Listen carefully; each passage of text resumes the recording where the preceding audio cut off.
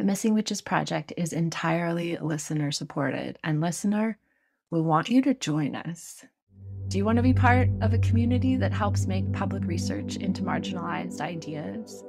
Do you want to join in interviews with all these magical people and meet other anti-racist, trans-inclusive, neuroqueer, feminist practitioners of different kinds from all over the world in our monthly circles? Or are you maybe just down to send a little money magic towards these stories and ideas and the causes we support? Anyway, either way, check out missingwitches.com to learn more about us. And please know, we've been missing you. And one last thing before we start. The stories we tell require a general content warning. It's just a fact of this terrain of interrogating what is missing. We promise to hold those moments with care. You aren't being a proper woman, therefore you must be a witch. You must be a witch. Happy Samhain, Risa. Happy Samhain, Amy. Happy Halloween, listeners. Or maybe just that halfway point between the autumn equinox and the winter solstice. That's how you prefer to think about it. Happy all those things. Yeah, happy. Is it happy? I don't know. Welcome to the thinning of the veil. If you feel like it's thin. I do. I feel like there's a lot of death around me right now. So I don't know if happy is the right word for me, but I do feel like I'm in this time where my ancestor altars offer the most comfort and are the most important, and I'm in this time where I need to talk to death doulas, so I'm sure glad we got to talk to them. And then lose that interview. That interview is a ghost. That interview is a dead ancestor. Yes. A missing ancestor, a missing referent. I'm so glad that some members of our coven got to be there live and experience that as it happened, but unthwarted. Luckily, all the people who were on the panel are very dear to us and were willing to come back and sit down and sort of rehash those conversations. So what we've done today, listeners, is we've created an anthology. So instead of hearing everyone talk all at once on the panel, you're going to hear us in conversation with them one at a time. Yeah, it's so strange. It's like the first time that's ever happened in 165 episodes that we had this incredibly powerful conversation and then all said goodbye and the recording just never appeared. So we took it as a sign. Yes. And I mean, this is like, we're contending with loss. That's what the conversation was about. It was about grief and loss. So, in our witchy way, we have to sort of smile and nod at the ghosting of this recording. Yeah, we mourned it for a hot sec, but we're pretty good at being like, well, this is a nudge to do this next thing. And Amy had a good idea about sitting down one by one, so you'll get to hear those incredibly powerful conversations. Yeah, and lucky for us, we like to experiment, and you listeners are generous in allowing us to, play with the format and that kind of thing. So we knew that you would be cool with it. So let's welcome our 4 death workers: Crystal Wabban-Toop of Blackbird Medicines, Loretta Ledesma of The Death Witch, Carla Davis Torres of A Venerated Death, and Angela Alberto of Heartwise Woman.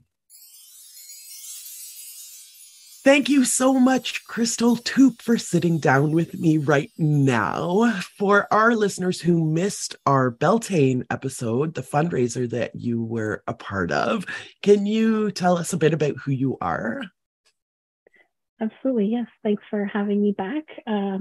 So my name's Crystal Wabban-Toop, and I'm an Indigenous doula, and I consider myself a life spectrum doula. And I do this work through my small business and community practice called Blackbird Medicine.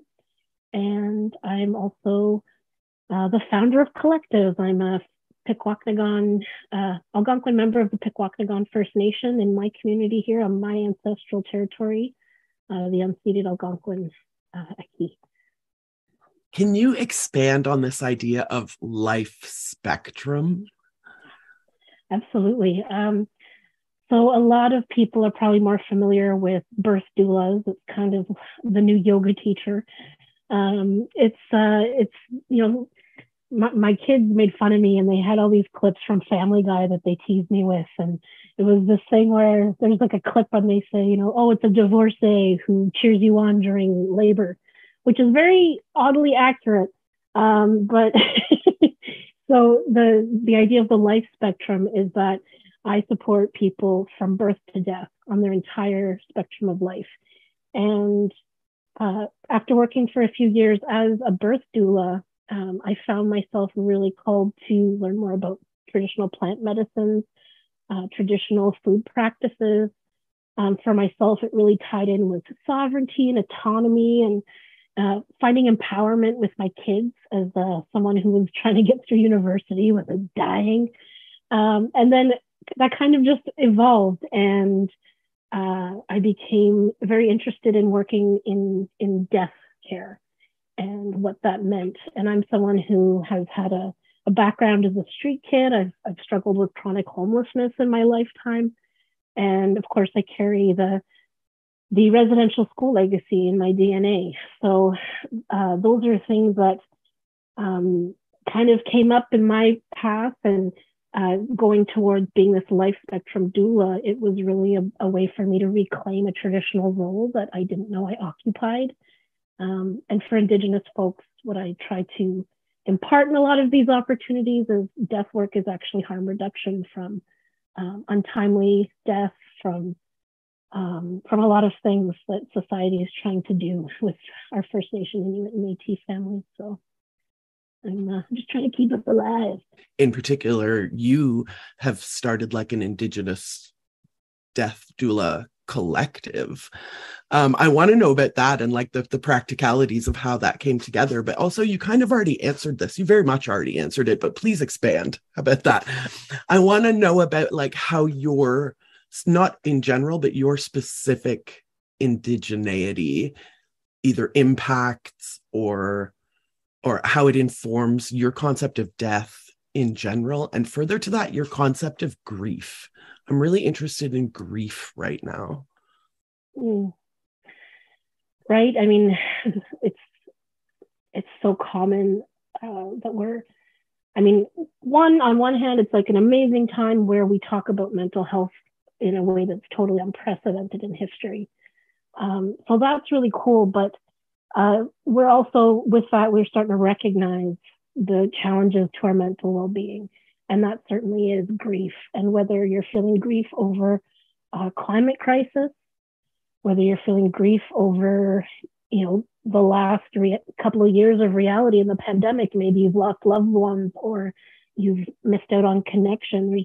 Grief really it can arise from any transition we experience, whether it's starting a new school or moving or a loved one going. So those are really, it's just so common. And I'm trying to think of all of your glorious questions. Really... I'm so bad for that. I ask 50 questions and then I put a single question mark at the end and just hope my guests can grab onto something. I love it. Yeah. So you asked about grief. Yeah. And I want to know specifically about like indigeneity. Yeah. And why it was important to you to have this Indigenous death doula collective, excuse me, as opposed to, just having whomever, wherever, whenever. Why was it important to you that it have this indigeneity like ground into it? And how does that impact the practice of what your group does? I'm sorry, I can't ever ask a single question. All good. I think for myself, my own indigeneity kind of came into play. I didn't really know a lot about my own family's history. I'm a white-coated Anishinaabe, and with that comes a lot of privilege. But there also is a price where there's a separation and displacement from culture. And in my family, there just wasn't a lot of culture that was carried through. My grandfather's parents were the ones who went to residential school, So they, in that generation, lost the connection to land. And then my grandfather spoke Anishinaabemowin or Algonquin until he was about 12 or 13. So in that generation, they lost the language. So by the time my mom's generation came, what we had was actually a lot of mental illness. And, to me, I saw that as a very direct link. My mother started to reclaim her culture when she was in her 20s, and so did, her siblings and things like that. Their parents never really picked it up. My grandmother did a little bit, but for myself, I just never felt like it was that it was part of me. I felt like I didn't belong. And that's a really common sentiment for folks who have those residential school histories, those displacement stories. So many of our community members were spooked out of any connections they had. So with all of those elements in place for myself, like I said, I had that background as a street kid, and I traveled back and forth. I was ping pong between divorced parents for a bit, and I kind of got sick of that and decided, you know what, you guys are crazy. I can do better on my own. And I did pretty good, but I didn't recognize until much later how much danger I managed to kind of circumvent. And it wasn't necessarily the case for my peers.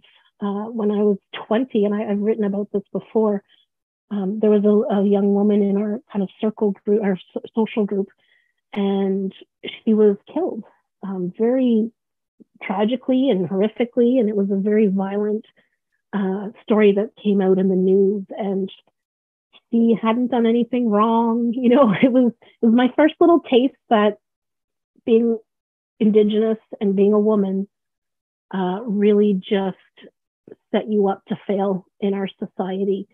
And again, certain amount of awareness, lots of it came later, but I started to see that more and more.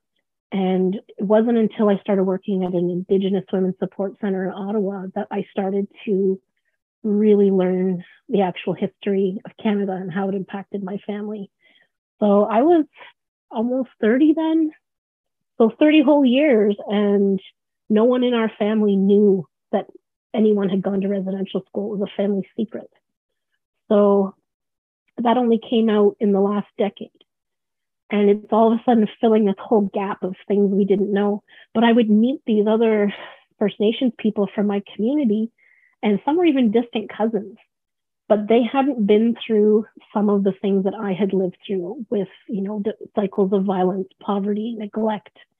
They hadn't been through, homelessness or domestic violence and romantic relationships. They'd had really good lives. And I'm in this workplace and I'm reading these reports with statistics. I'm getting hella triggered and not understanding why I'm having a panic attack, but also not understanding why I'm not relating to some of these folks because they've had really great lives. And I'm thinking, well, the paperwork says you should have had a life like me. And I'm sitting here thinking like, I'm not Native enough. And like I said, it's a shadeism. It's a whole other bag of cats. But all of those things coupled with having my own kids, their birth father was a person who was adopted out as an infant. And so we were these two street kids who kind of were the only Native kids in our circle, and we kind of connected. And it was trying to plan a better life for my kids that I really started to understand how much danger I had been in and how many times I was lucky to get out with my life, but I was lucky that I was safe and got out of there kind of thing. So, and then I have all these friends who from that life and others, from high school and things like that, we went our separate ways. I went to high school in Thunder Bay for a while and, lucky to have survived that as well. Lucky that my friends survived. The things that went on in Thunder Bay that continue to go on and putting teens at risk that are on their own, living away from their families, trying to go to high school. And these are straight A students, that reality that they could be killed in the river has been one for 50 years. It's not anything new. So all of these kind of things were starting to click for me. And I went and took an undergrad in sociology. So that just blew my head right off my body. So it was, really starting to understand all the intersections and the different ways that our community members were struggling. Like I mentioned, the bio dad of my kids, he, continues to struggle with incarceration and addiction. And so many friends have those stories where they overdosed. Or where my favorite story is the one girl that she's still alive, she's still kicking, she's got a good life now. But I ran into her when she was very addicted and in a very rough spot. And I found out after years later, she's like, you saved my life by taking me and, grabbing a coffee and chatting. And she's like, I was going to go and use, and because I had been abstinent, I would have overdosed and died. And I was oblivious. So she told me years later. But again, then I get to my 30s and I'm this doula, and people are talking about end of life care and things like that. And it's always about like seniors. And I'm thinking, what about the people who don't make it to be seniors? What about the people who are fighting to live? As a birth doula, I found myself more than once in the middle of child protection services and a mother with a newborn, coaching her through labor. And then there's a birth alert, boom, there's someone to take your baby. And it was really heartbreaking for me as a mom, because despite everything I fought for, I had my custody of my children threatened many times. They never were taken because I was very dedicated in that fight. But it was always a threat. And until they were 16, it was something I was scared of. But to go through the actual apprehension process with these moms, some of them fought, and it was hard, and there was a lot of barricades to overcome. But some of them were so destroyed by that separation.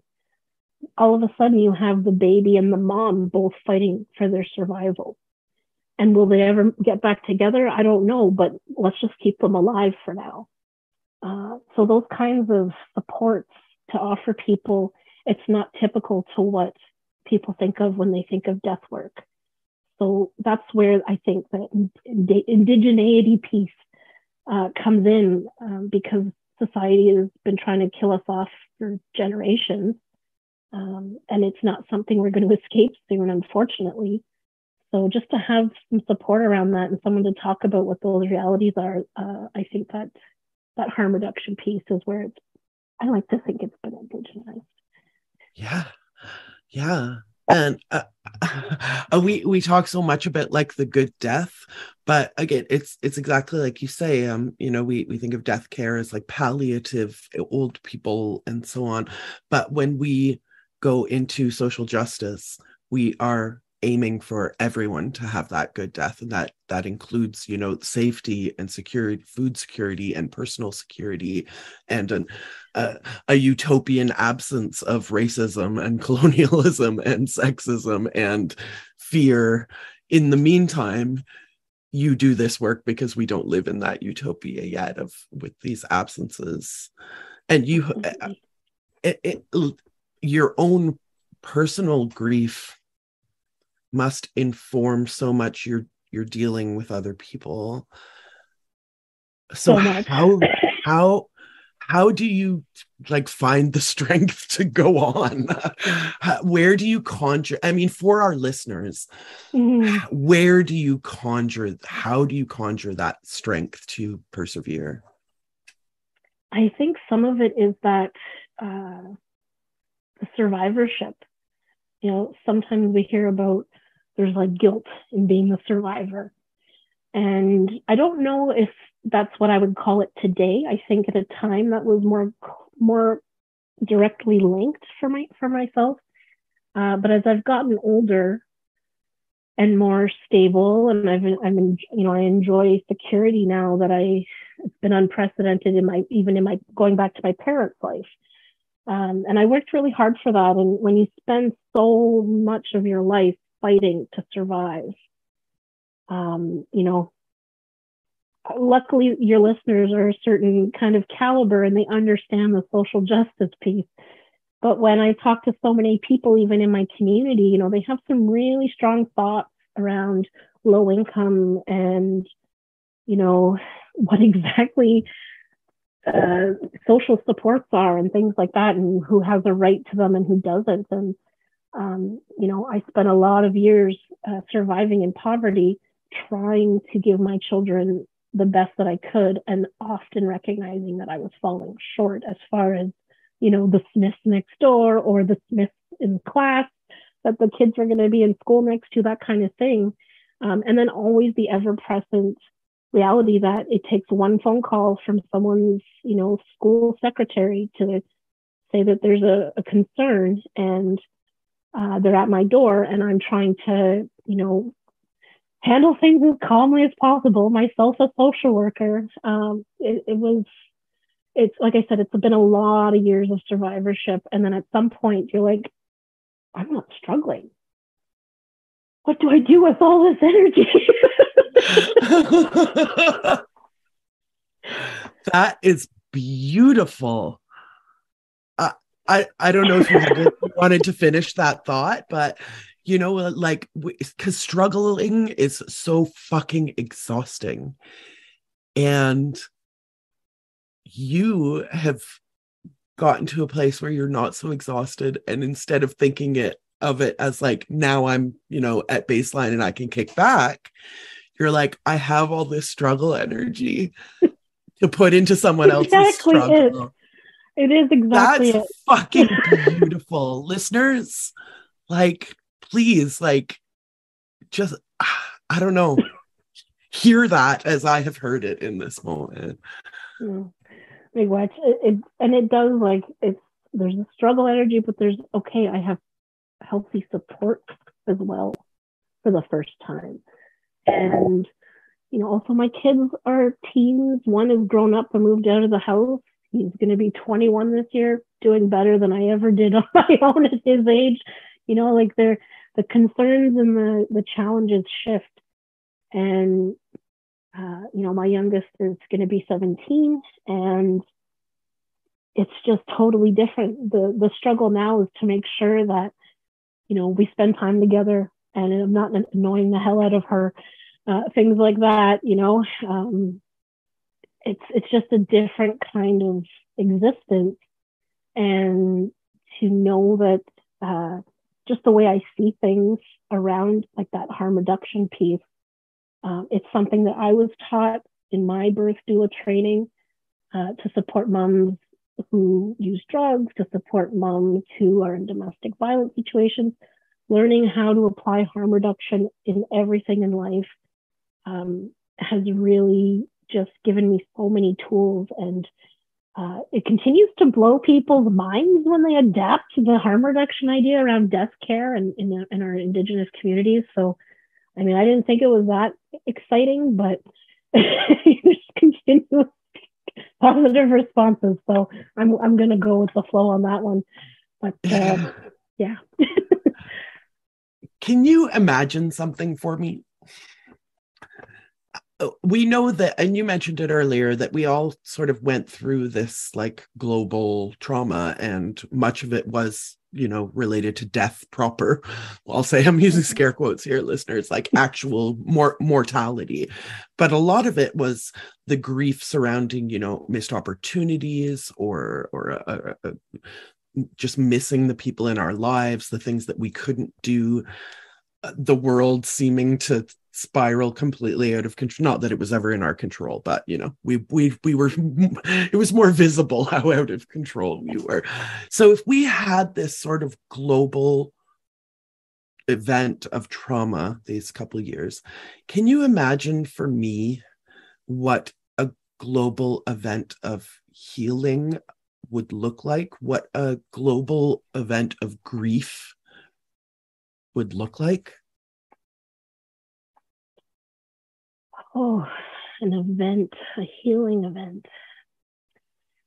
What would we have to do to heal on a global scale?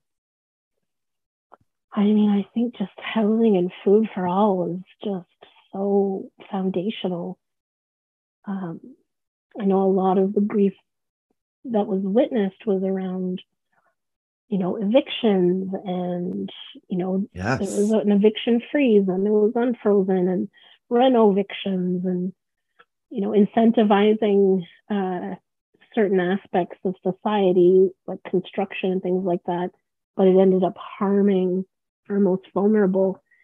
I think that, we're such a rich country where we have many rich nations. We have the capacity to house and feed everyone. If we could do that, I think there would be a shift. If people just could play, those policy folks and the people who sign off on checks could really just say, no, we're not messing around anymore. We're going to we're going to buy those hotels and house these people, or, what have you. That would really kick off a lot of healing. There would be so much generosity, I think, rippling out from folks, knowing that they had a place to sleep that wouldn't be taken away from them, or knowing that their kids would be safe, knowing that maybe their parents would be safe. It's all over the headlines. We're all reading about inflation. We're all feeling the rising costs of things, and we're not feeling the kindness and the kind of space to balance that. And when will we balance it? It's kind of like with the death work piece, where people are trying to recognize that, the grief is huge and there needs to be some equity in that social justice piece. But I mean, we've capitalized ourselves into a corner, just like the death industry. We think we have to buy a coffin. We think we have to pay for these big productions, all these processes, but really, they used to build houses with parlors because that's where you showed off your dead people. The end. It wasn't complex. Simple, the women or the family members would look after the body and it was done with.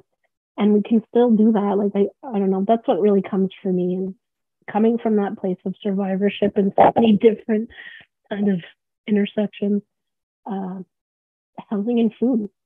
Let's figure out the rest after. Yeah.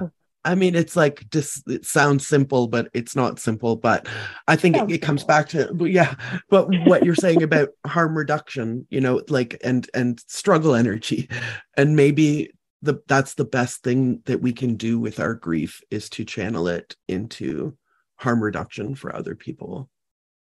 It'd be nice. It would be nice. It would be nice. I mean, listeners, let's think about how we can enact this. If you're missing something, maybe give it to someone else. If you look back and you have regrets or resentments, probably more likely, about what your folks didn't give you, or what your friends that weren't there for you, then you can go and be there for someone. If instead of just being like paralyzed by grief and guilt, we need to channel that energy into harm reduction. Absolutely. And that's one of our trauma responses as well. One of our more common trauma responses. We hear about flight or fight, but there's freeze, and then there's tend and befriend, or fawning. Yeah.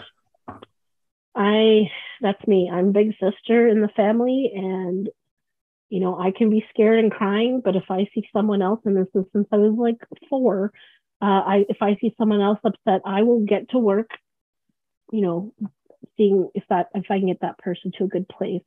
Is it always healthy? No. But is it helpful? Yes. And, the boundaries come with time and practice and age, but, there's nothing wrong with offering kindness to others, because it makes us feel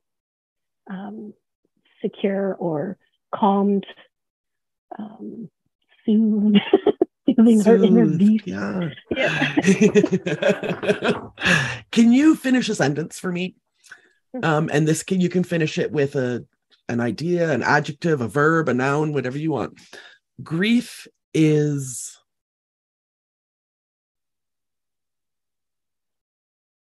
temporary, changing, shifting, we have, I don't want to say it's something that ends, because we can grieve. Like, I still grieve my grandmother, and she's been gone longer than I had her now.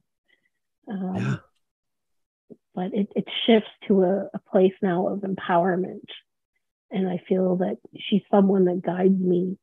When I ask for her to come in, she's always waiting. And it's the same with my cousins and my uncle, who are all very close with her. She is always there for us. Yeah, it's always shifting. It's always changing. It can hit you, and you can struggle with things for a while. I know I was having dreams about my grandma for a while, and I would wake up just crying, so like missing her and upset, and so upset. And, she was coming and visiting me in my dreams to help me work on a problem. And I didn't even understand that until I had figured out the problem. And I wrote about it first, and it was in rereading what I had written. I was like, holy cow, she's just been trying to help me this whole time. So it's always shifting and changing. Definitely can become your greatest strength. Yeah. I love that your first instinct was to say temporary, and then to expand the notion of temporary to include forever. It's temporary, but it's also everlasting, and will shift and change, but doesn't go away. But it doesn't necessarily have to be super painful. It seems to me like when you're grieving your grandmother, there's also a joy that comes out, the love that is, that it is necessary for grief, the love that is necessary. Yeah, absolutely. Yeah. Okay, one last question. We've already gone over the time that I told you. But this can be very, very brief. It's like a special time of year when a lot of us are, looking at death all the time, but in a more abstract way. Do you have anything that you do at this time of year that's specific to this time of year? Absolutely. Two of the main things that I kind of focus on publicly as far as education with our death doulas and things like that we're training. One is gathering our winter medicines and preparing for the long, cold months ahead. And once upon a time, pre-contact, that was a very specific gathering of winter medicines. It would be food, it would be plants, it would be making sure we had lots of warm blankets and things that we needed to get through. Today, I, kind of offer this more contemporary version where, gathering your winter medicines can really be about just battening down the hatches and getting ready for winter, whether it means putting your snow tires on because you're required by the provincial government, or, making a whole bunch of essential oils in your Instant Pot, or foraging for the tree medicines before the winter, and making those good antiviral kind of plant medicines and things like that to care for ourselves.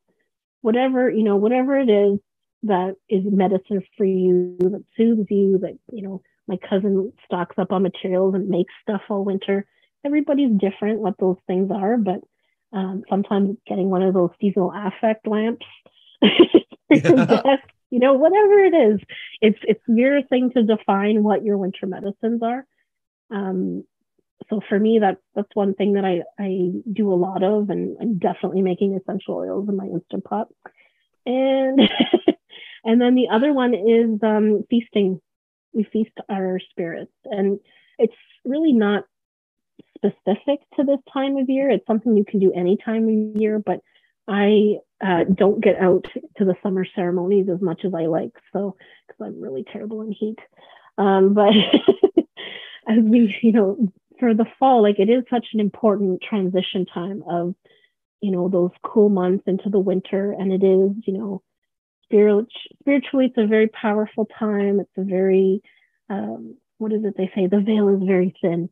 So we have lots of messages coming from our ancestors, and lots of love and traditions that people do. People are doing their final baby walking out ceremonies where before the winter comes, because they won't be able to do them with the snow on the ground. So that's where the babies take their first steps on the earth. with their family around them, kind of thing.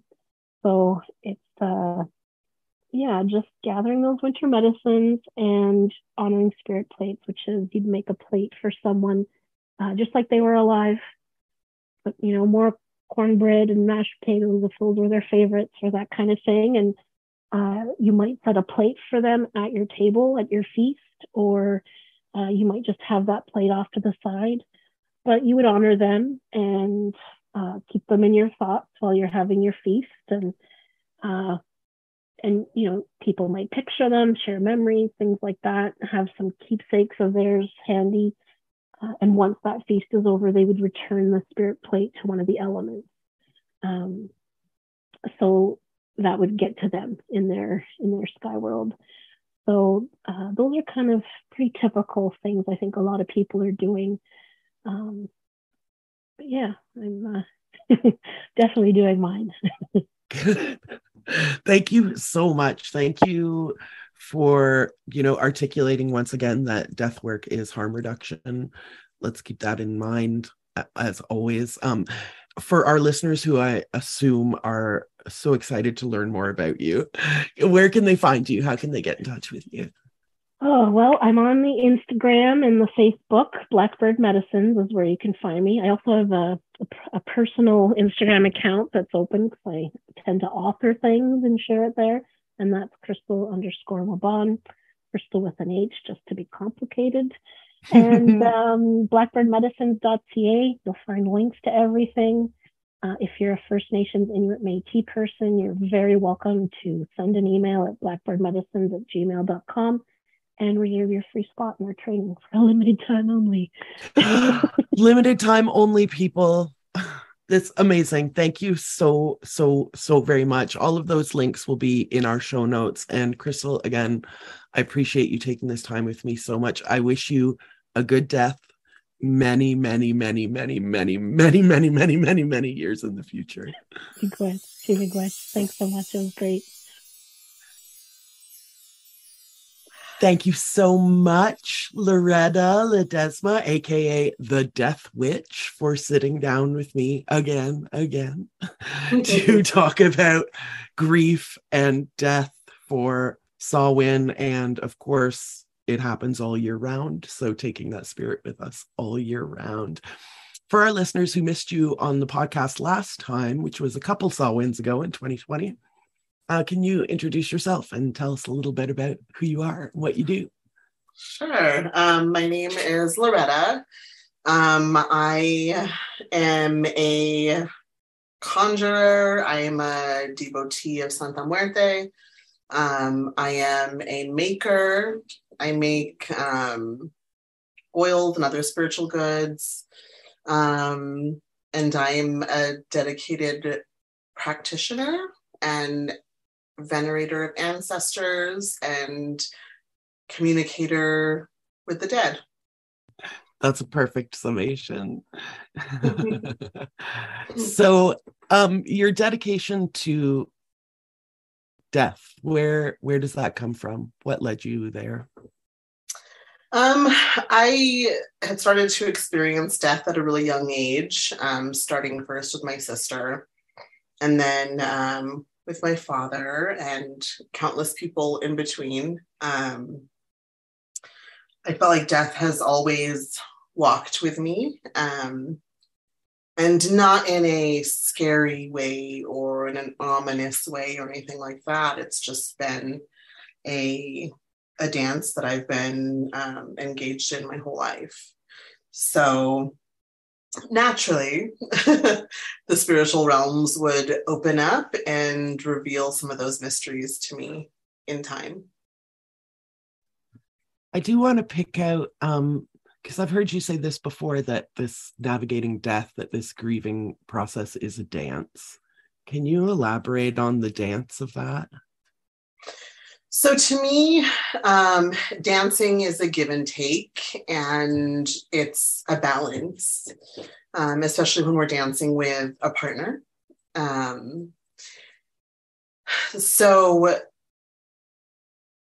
Grief in my life anyways has been there for as long as I can remember. But it hasn't, there are definitely times where it feels thick and heavy and sad. And that's part of that, the step and the turn, right? And then there's other times where it feels like a forward motion, and it feels very productive. Grief has always, being in touch with grief has always helped me move through. And I feel like knowing death so well has also, it's been such a catalyst.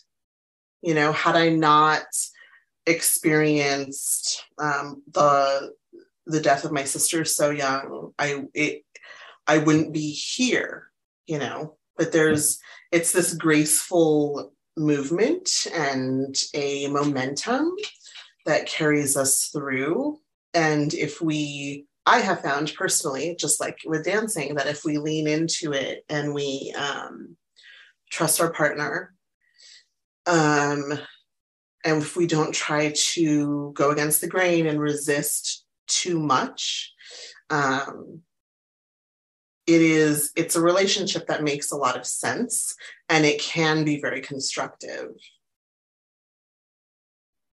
Yes, and you're someone who helps other people through their grief, but also have a very personal connection to your own grief. So I imagine that there are many ways of dancing with the spirit of your loved one, dancing with someone who's also grieving, the push and pull of our emotions. So when you oh, hi, Angel. Little kitty. Hi. Oh, I'm just gonna stare for 1 second. I can cut out the silence of me staring at your freaky awesome cat. They're so funny, aren't they? Yeah, I'm not sure if I've seen one with such a black face and paws though. Yeah, she is a refugee. She came from Ukraine right when the war started.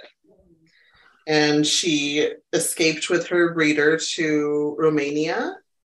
And then she went from there to San Diego. So we picked her up from there. And as soon as I saw her, just how deep her face and her paws are and how striking her eyes are, I was like, oh, we were meant for each other, honey. Absolutely. You've both seen look at those eyes. Oh my goodness. Yeah. This is like a creature from another realm. I had a friend who contended that cats were from another dimension. Like dogs are earthly, but cats are like interdimensional. Absolutely. So when you're making things, your wares, how does your practice influence what you make and how you make it? So to quote my dear elder and teacher, one of them who is just an absolutely brilliant human being, Professor Charles Porterfield, everything has a spirit. And if we are good conjurers, we recognize that we must conjure everything and honor the spirits, and we can follow good recipes, and that's great. But if you're a conjurer, then your work will be that much more effective. So truly, everything is conjured, and there's a communication with spirit throughout the whole process. Everything is fed, and every element of an oil or an incense or a powder or a water is condoned. There is a consent that's given. And when you're dealing with plant necromancy, which is what we all do, right? We're all harvesting and taking life, resurrecting life. It's all necromancy. We're all resurrecting. It's so important to recognize that consent is needed, just like with any other spirit work. If you were, and there are occasions where, in some really deeper workings, that it looks differently for sure. But when we're working with the spirits of the plants and we're resurrecting those beings, knowing how to conjure and receive consent is really, really important.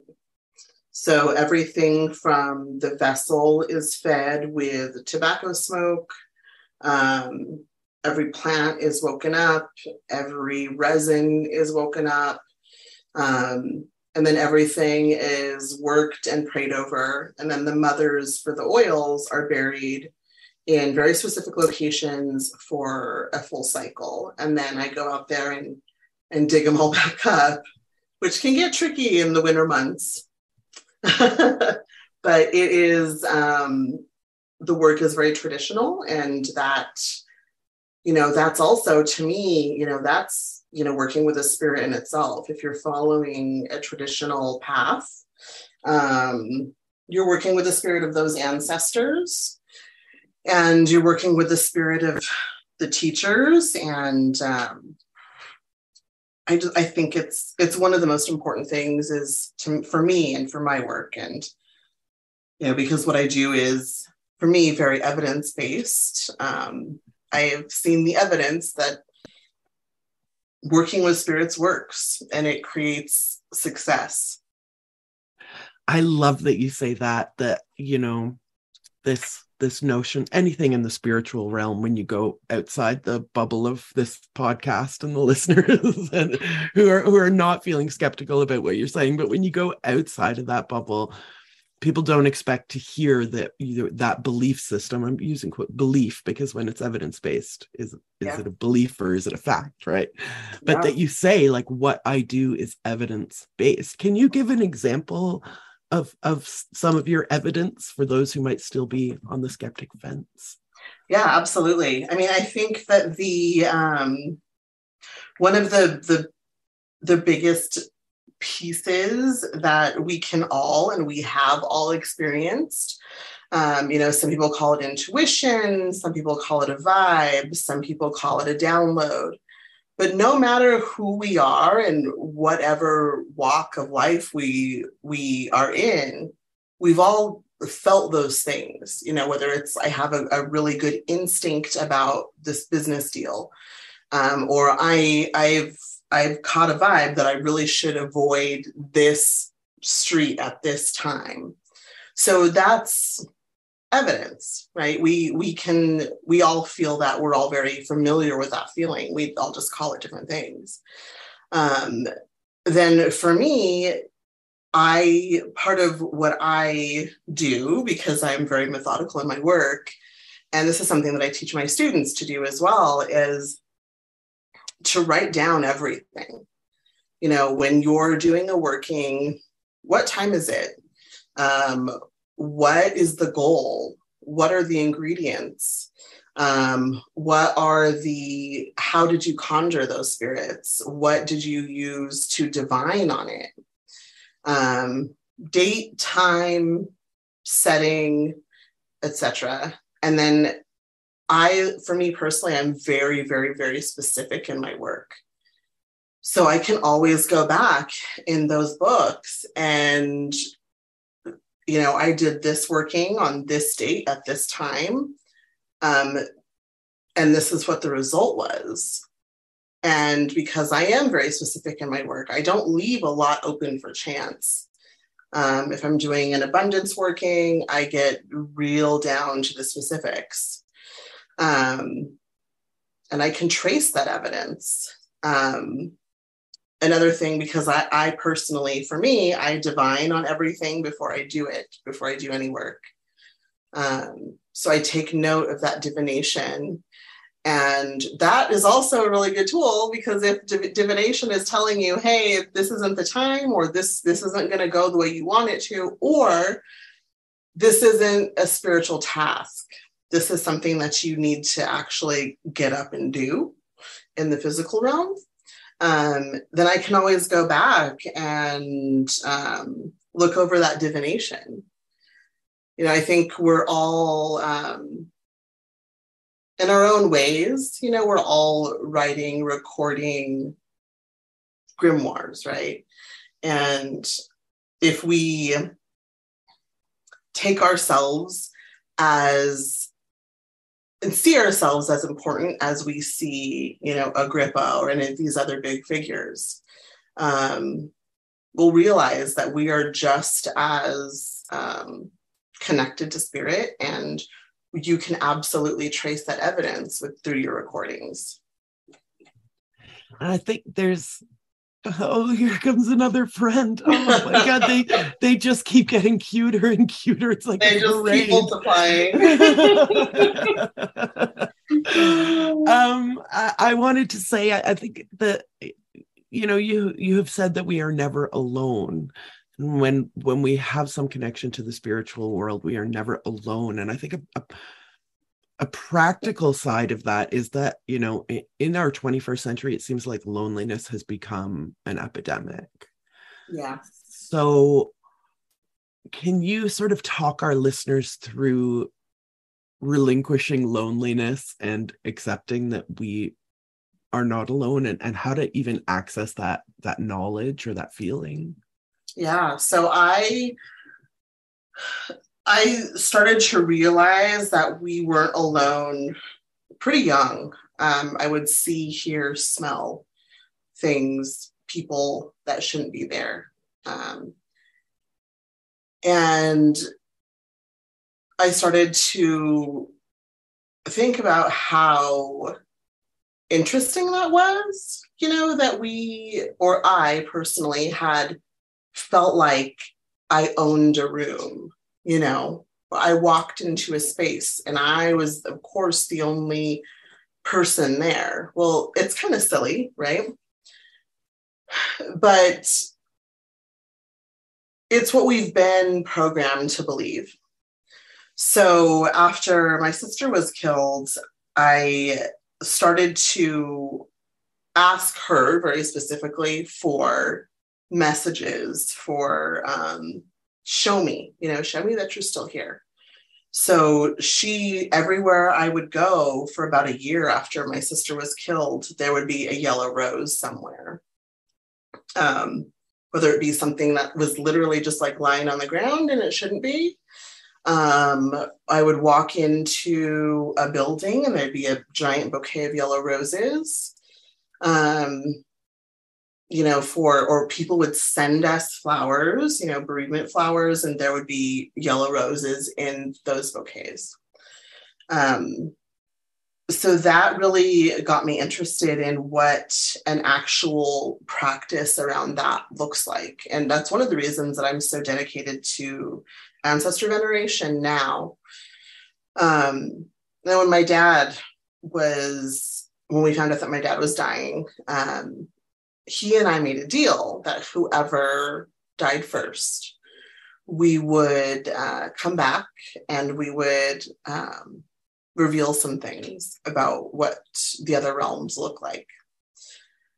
And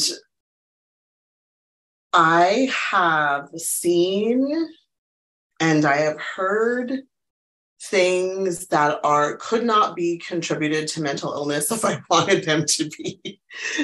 It's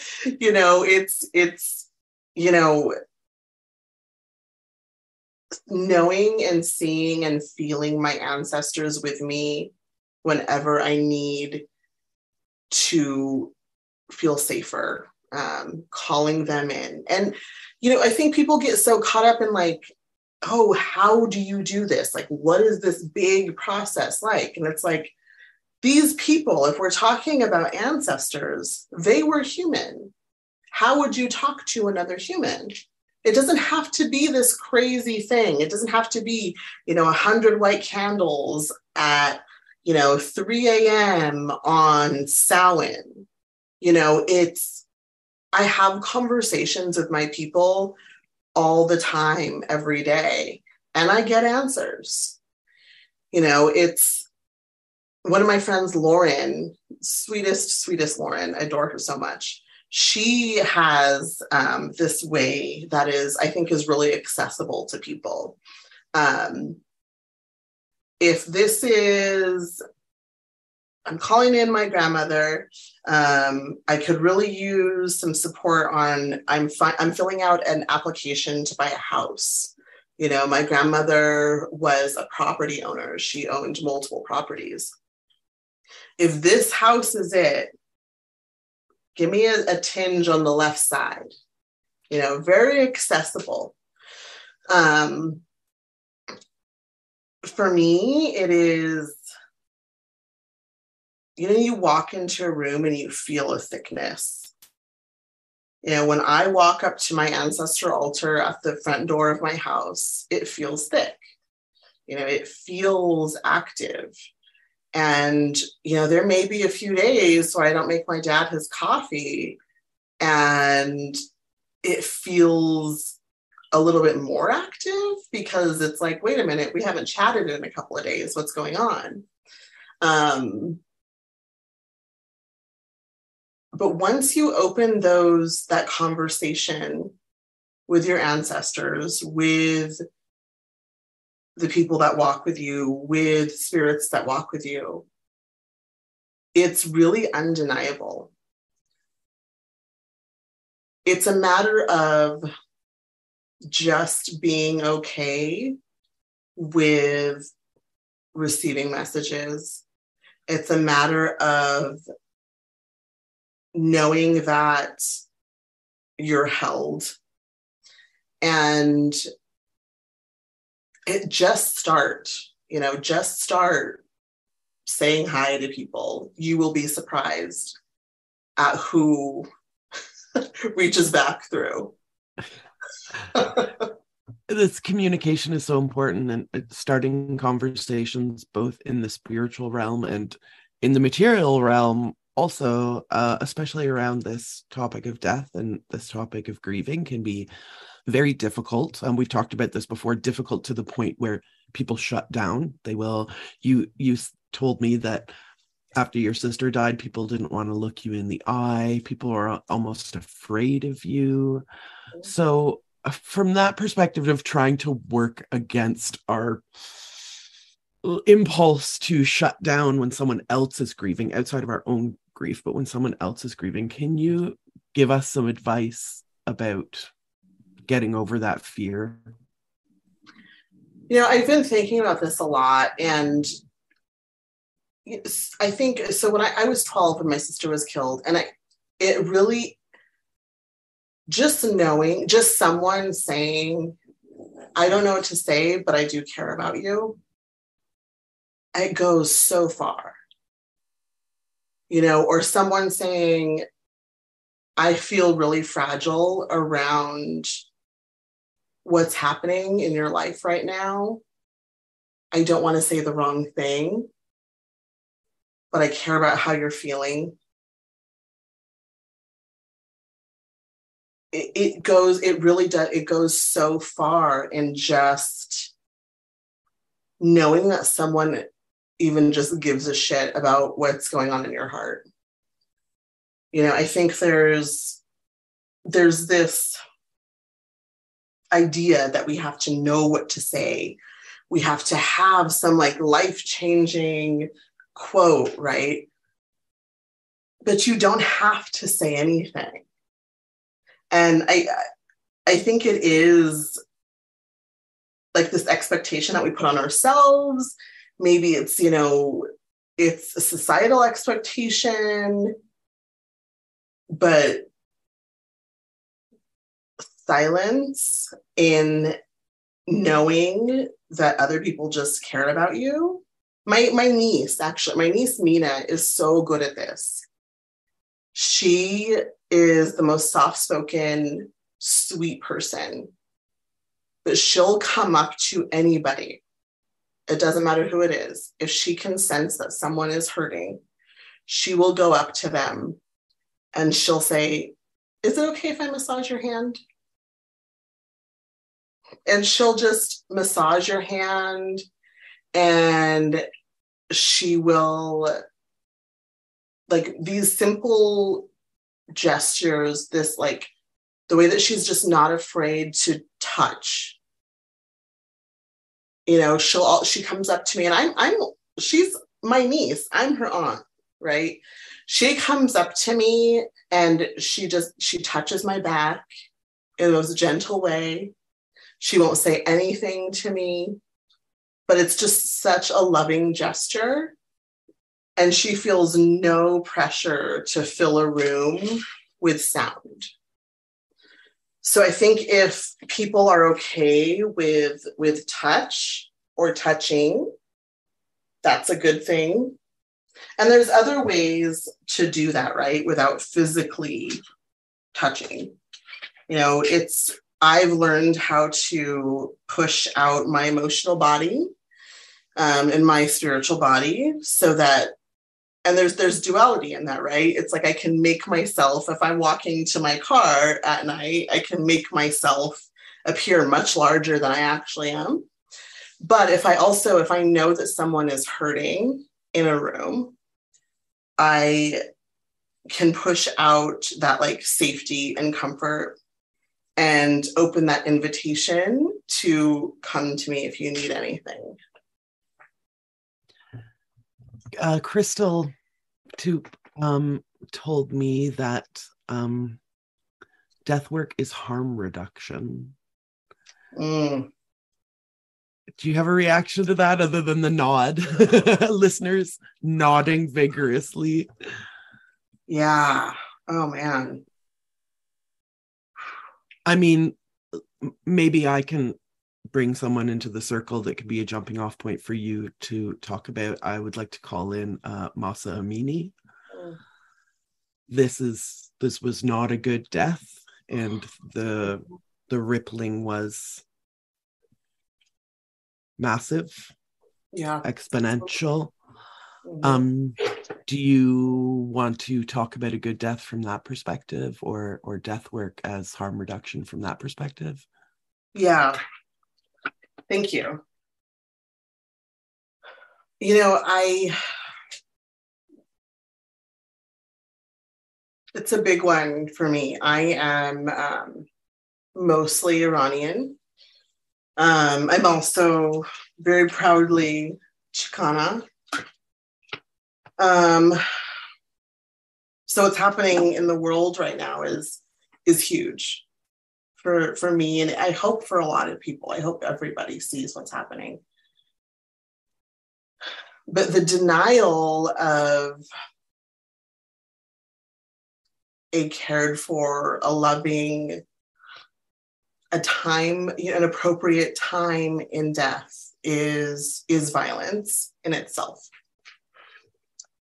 And I think that, those folks who are more tapped in to, and I think too, with COVID and so many people dying who weren't necessarily supposed to all at the same time, I think that people who are tapped in can feel that. So I think that when people are given the right to live well and then to die well, it creates the spirit around that is gentle. And it's always painful, right? The loss of someone is always painful. But the spirit around that is gentle, and it creates a beautiful legacy that we all deserve. When someone is not honored as a sovereign being, when someone is treated with such disregard and is truly stolen as she was, it creates a spirit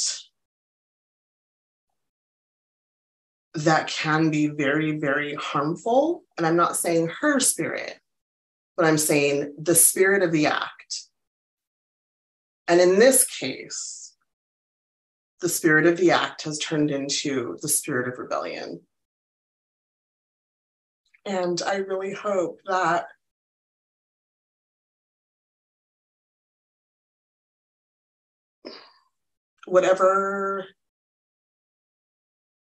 I hope that people are allowed someday who are living in the diaspora to go home. And I hope that her name is never forgotten. I hope that she's never forgotten. And I hope that all of the people that are dying and are being robbed of a good death there right now are never forgotten. I hope that the spirit of rebellion can turn into the spirit of support and the spirit of rebuilding and of reimagining. So part of the world is so, the West has such an idea about what that part of the world looks like, and it's not totally accurate. So I also hope that that spirit helps to create some awareness of what people who don't necessarily look like us live like, and how beautiful that really can be also. How does Santa Muerta bring you comfort? So my experiences with her are also evidence-based. I have some really interesting photos. But she is always, I can call on her and she is there. She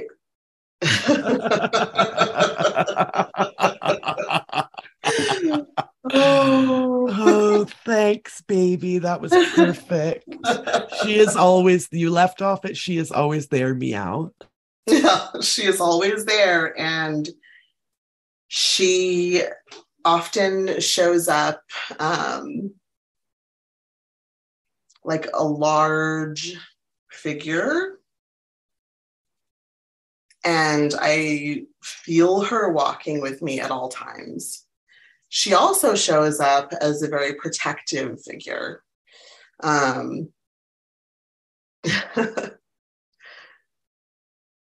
She shows up, for my husband before he was a tattoo artist. He worked in a warehouse. She literally, I have a photo of her literally there with him in the warehouse. My son has said to me, Mom, I was going to do this, but then I heard a woman's voice and I didn't. And I know it's her. And for me too, the knowing that she carries the scales of justice. So I know that in the end, she's there to make sure that we're all received. We are all cared for. We're all guided. And she truly does guide everyone because she is death. And she is both a fierce and gentle spirit.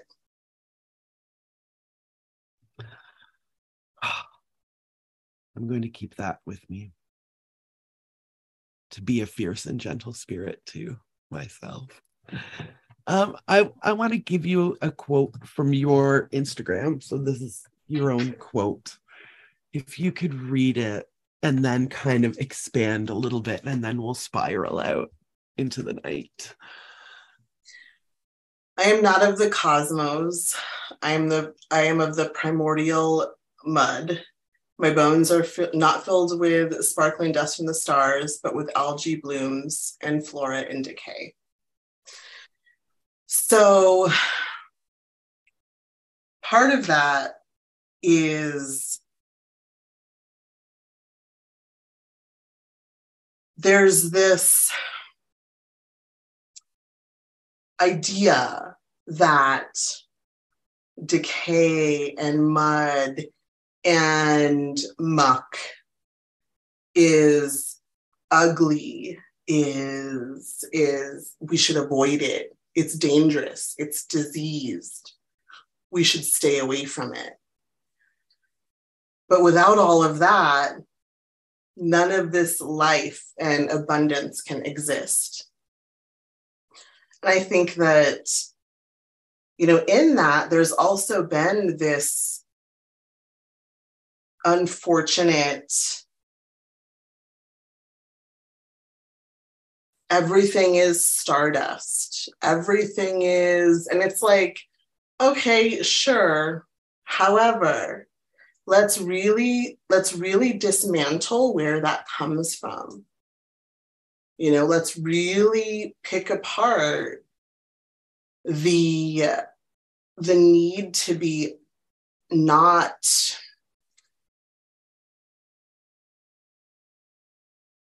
to be more than human. I could go on for hours about this, but being human is such, yes, there is suffering, there is pain, there is loss, there is grief, but it's such a damn gift to be alive. And I'm so grateful to be human, and I am so grateful that when my body is done doing its work here, I will then decay with the flora. I will go back and, what else? Spirit and memory and all of that will live on. But I don't want to be outside of this beautiful planet. I want my body to just go back.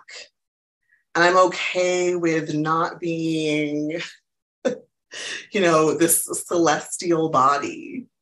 I don't want that. And I also, I hope that we can think about things in ways to where we can start to think about, where did this idea come from? What is the root of this? In the, I think for people of color, I think there is sometimes this idea that we have to be big and extra, and we have to go above and beyond, or else we won't be seen equally, or we won't be seen as heavenly. And really, where we come from and what our customs are and what our lineage is so connected. And for all of us, not just people of color, but we're also, what our lineage is so connected with the earth and with this place that we often, and myself included, take for granted. But I'm glad to be here. Yeah. And that's, there's so many things that I love so deeply about you, but one of the biggest is that there's this sort of misconception that to be preoccupied with death, to be a death witch, is somehow nihilistic. Mm-hmm. And you're always demonstrating the opposite of that. You are the death witch and so full of life and the gratitude for life and the extension of life past what we understand as life. You are also a life witch. Thank you.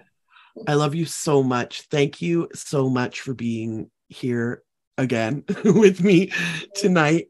For our listeners who inevitably want to get to know you better, what's the best way to follow you or learn about you, or in fact, to purchase the goods that you make with patience? So I am on Instagram at the Death Witch. I have a little online shop, thedeathwitch.black, not .com. I didn't know .black was a thing until I saw your website, and I was like, perfect. I know, I really lucked out. I had no idea either. You can find me there. You can find me if there's anything that I have, anything I can say, anything I can do. I'm pretty accessible on there. I teach on occasion at Ritual Craft School. In Denver, Colorado. In Denver, Colorado. We're wrapping up a year of study. Got 20 students. We're wrapping up a year of study. And then I don't know. We'll see what happens after that. We'll see what the future holds. Yeah. Before I let you go, I want to ask you to give my deep, deep love to Anita. I know that you'll be talking to her very soon. And I'm happy to exist in the universe with you. Thanks so much, Loretta. Oh, I love you so much. I'm so happy to exist with you as well. Thank you for that.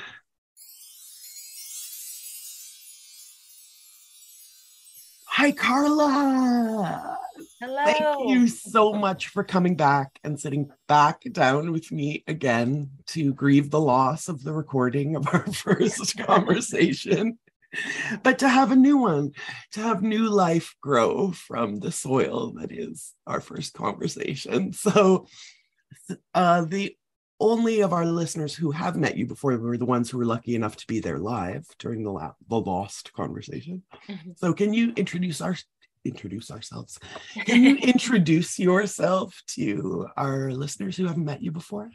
Yes. So I'm Carla, and I am an end-of-life coach and death doula, or death midwife, or thana doula. There's so many different titles, and I like them all, honestly. I haven't decided on exactly which one I want to go by, but they're all beautiful names for walking people through their last days of life and that journey. So that's what I do. And I am in the middle of a project / business called A Venerated Death, where I'm going to be offering my services and hopefully get a little bit more into the realm of like normalizing death in the community, hosting conversations around death and mortality, and bringing that to the community in any way I can.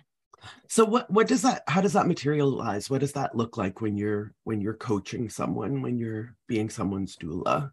Yeah. So best case scenario, and I say best case just because I feel like there's an importance about the intimacy of getting to know a person, a client and their families. So I feel like best case scenario would be that I would, for example, even though there's different ways this could be introduced, someone is diagnosed with a terminal illness and they know their prognosis, and their family and them want to plan for that. So let's say 3 months out, that they want to, this is what the diagnosis is. This is what my medical team, that I've spoken with my medical team about, but also there's all these other non-medical important things, like emotional, physical, spiritual, and practical things that they want to plan for, just so they can know like how they want to live their last 3 months of life and how that looks for them.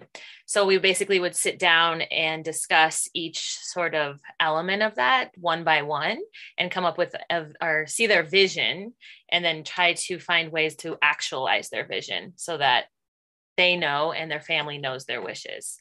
And then when it would come to the time of their, maybe, when it seems like death is nearing a little bit closer, then that would be me joining the family and holding vigil for that transition. So also advocating for the plan that they had. So making sure that the family is upholding their wishes. And that's something that, not to say that families don't uphold, but, it can be a very emotional and even messy experience when you're losing a loved one.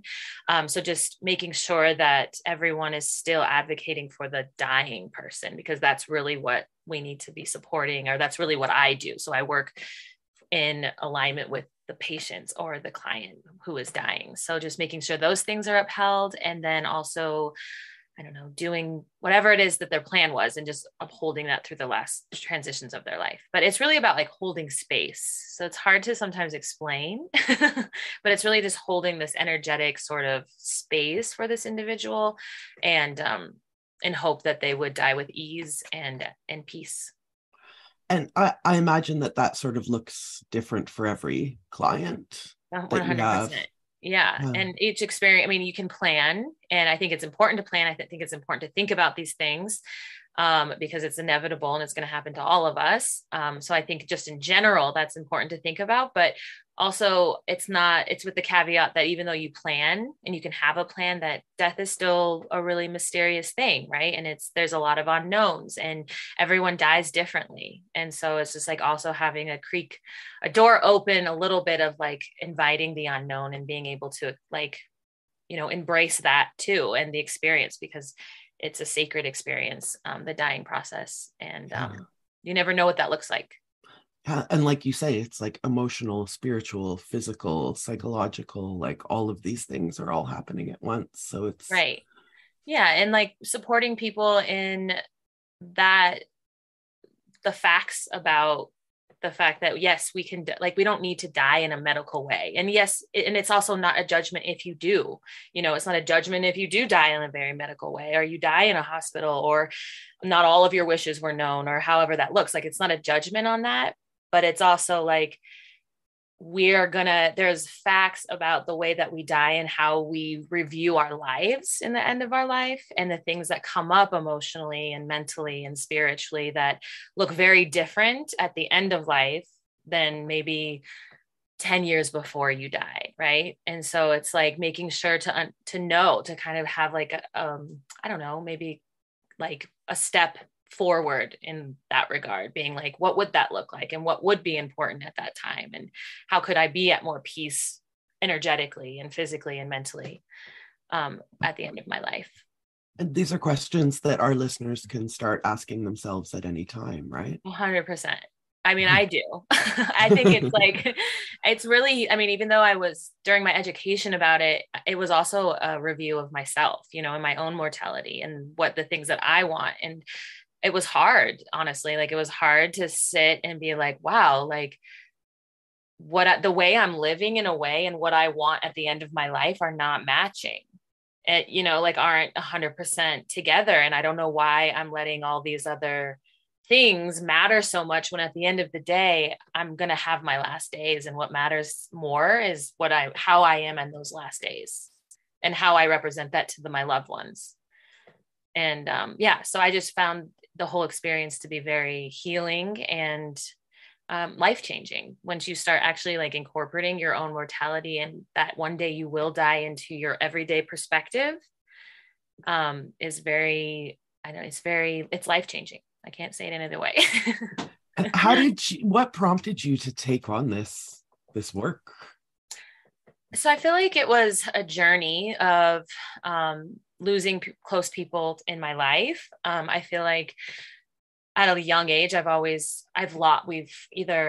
witnessed people that I love lose people, or that people that were dear to me that I've lost. And there was always something within those experiences that I felt comfortability with. Like, I was able to be like, to hold space for like my dad when he lost his mom, even though I loved my grandma and I was very close to my grandma. It felt like I had this ability to be able to already be holding space, or being like, this is scary, and this is like, I can't believe what's happening, and there's a lot of unknowns, but for some reason, like, I know innately that something about this is normal and something about this is okay.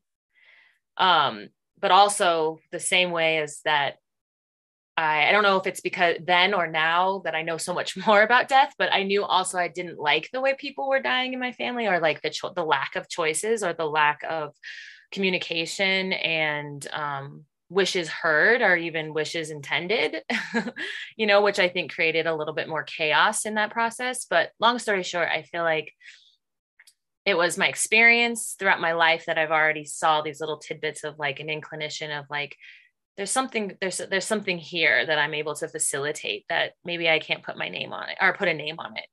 And then when my dad died about 6 years ago, in his last, like, I'd say day and a half of his life, he kept asking me to just like to not go and to not leave. And obviously we're close, right? So that doesn't seem super beyond the realm of like what somebody would want at the end of their life. But for me, it was almost as if it was that with what he was communicating with me, which after, not maybe during, but after, I could see as he was telling me or giving me insight as to what was him going through his transition at end of life. And for some reason, he felt safe sharing that with me and holding that experience with me, because what he was saying was crazy to everyone else, you know, wasn't logical, wasn't rational.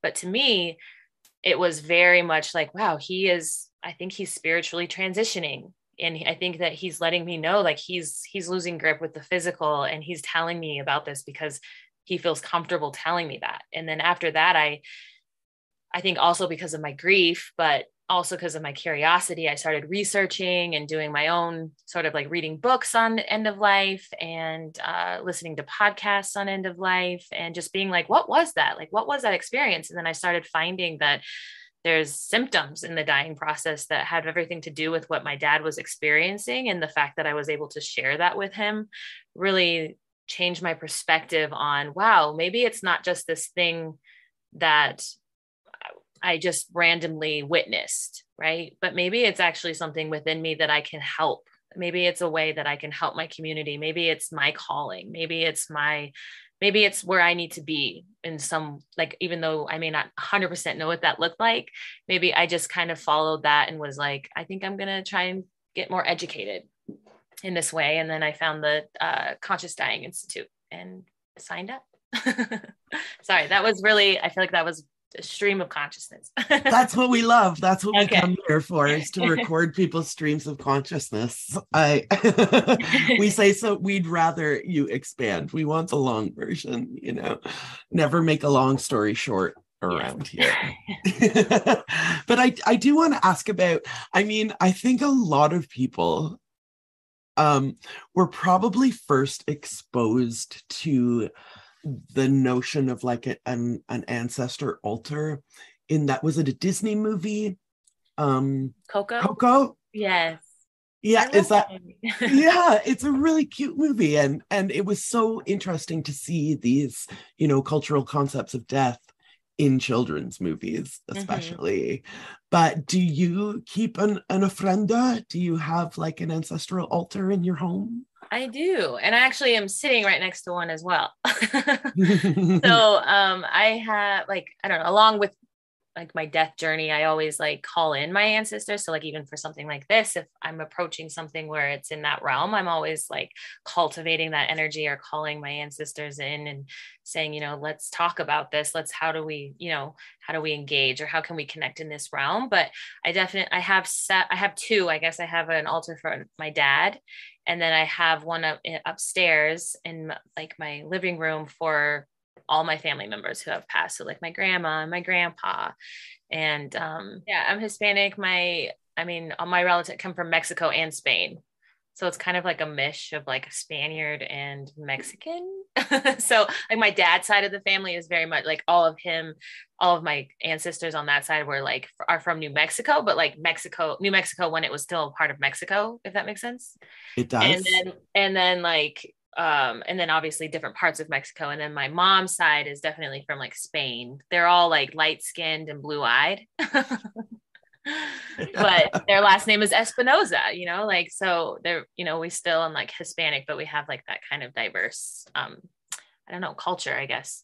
So I tend to my ancestor altar year round, but definitely around this time, I'm finding myself really leaning into that. And why do you think that like sugar skull iconography became such a popular aesthetic outside of Mexico, outside of Hispanic culture? That's interesting, because my first inclination is to be because of the Hispanic culture and because of their honoring and their tradition, you know, although I do also see it twofold, where a lot of people aren't practicing that, but still are like very much into like having those sugar skulls or making sugar skulls around this time. I think I can only answer it in the way that I think it's because there is a sense of that honoring and that beauty still cultivated from that tradition and that culture that somehow is still being represented in our culture, even though it might not be practiced the same way, if that makes sense. Yes. And yeah, and it is beautiful. Like, it's beautiful, it's so colorful and it's like fun. So it's just like this wonderful crafty thing you can do, but it also is like a beautiful, it's a piece of art that is just like, I think people gravitate towards, because it's like, wow, look at that beautiful skull, or like, look at how beautiful you can make something that maybe isn't beautiful in other aspects of life. Right. Yeah. And why do you think there is like, why don't the Western Northern American cultures have this similar Day of the Dead kind of thing? Why is that missing from, I feel like, Whitey? Yeah.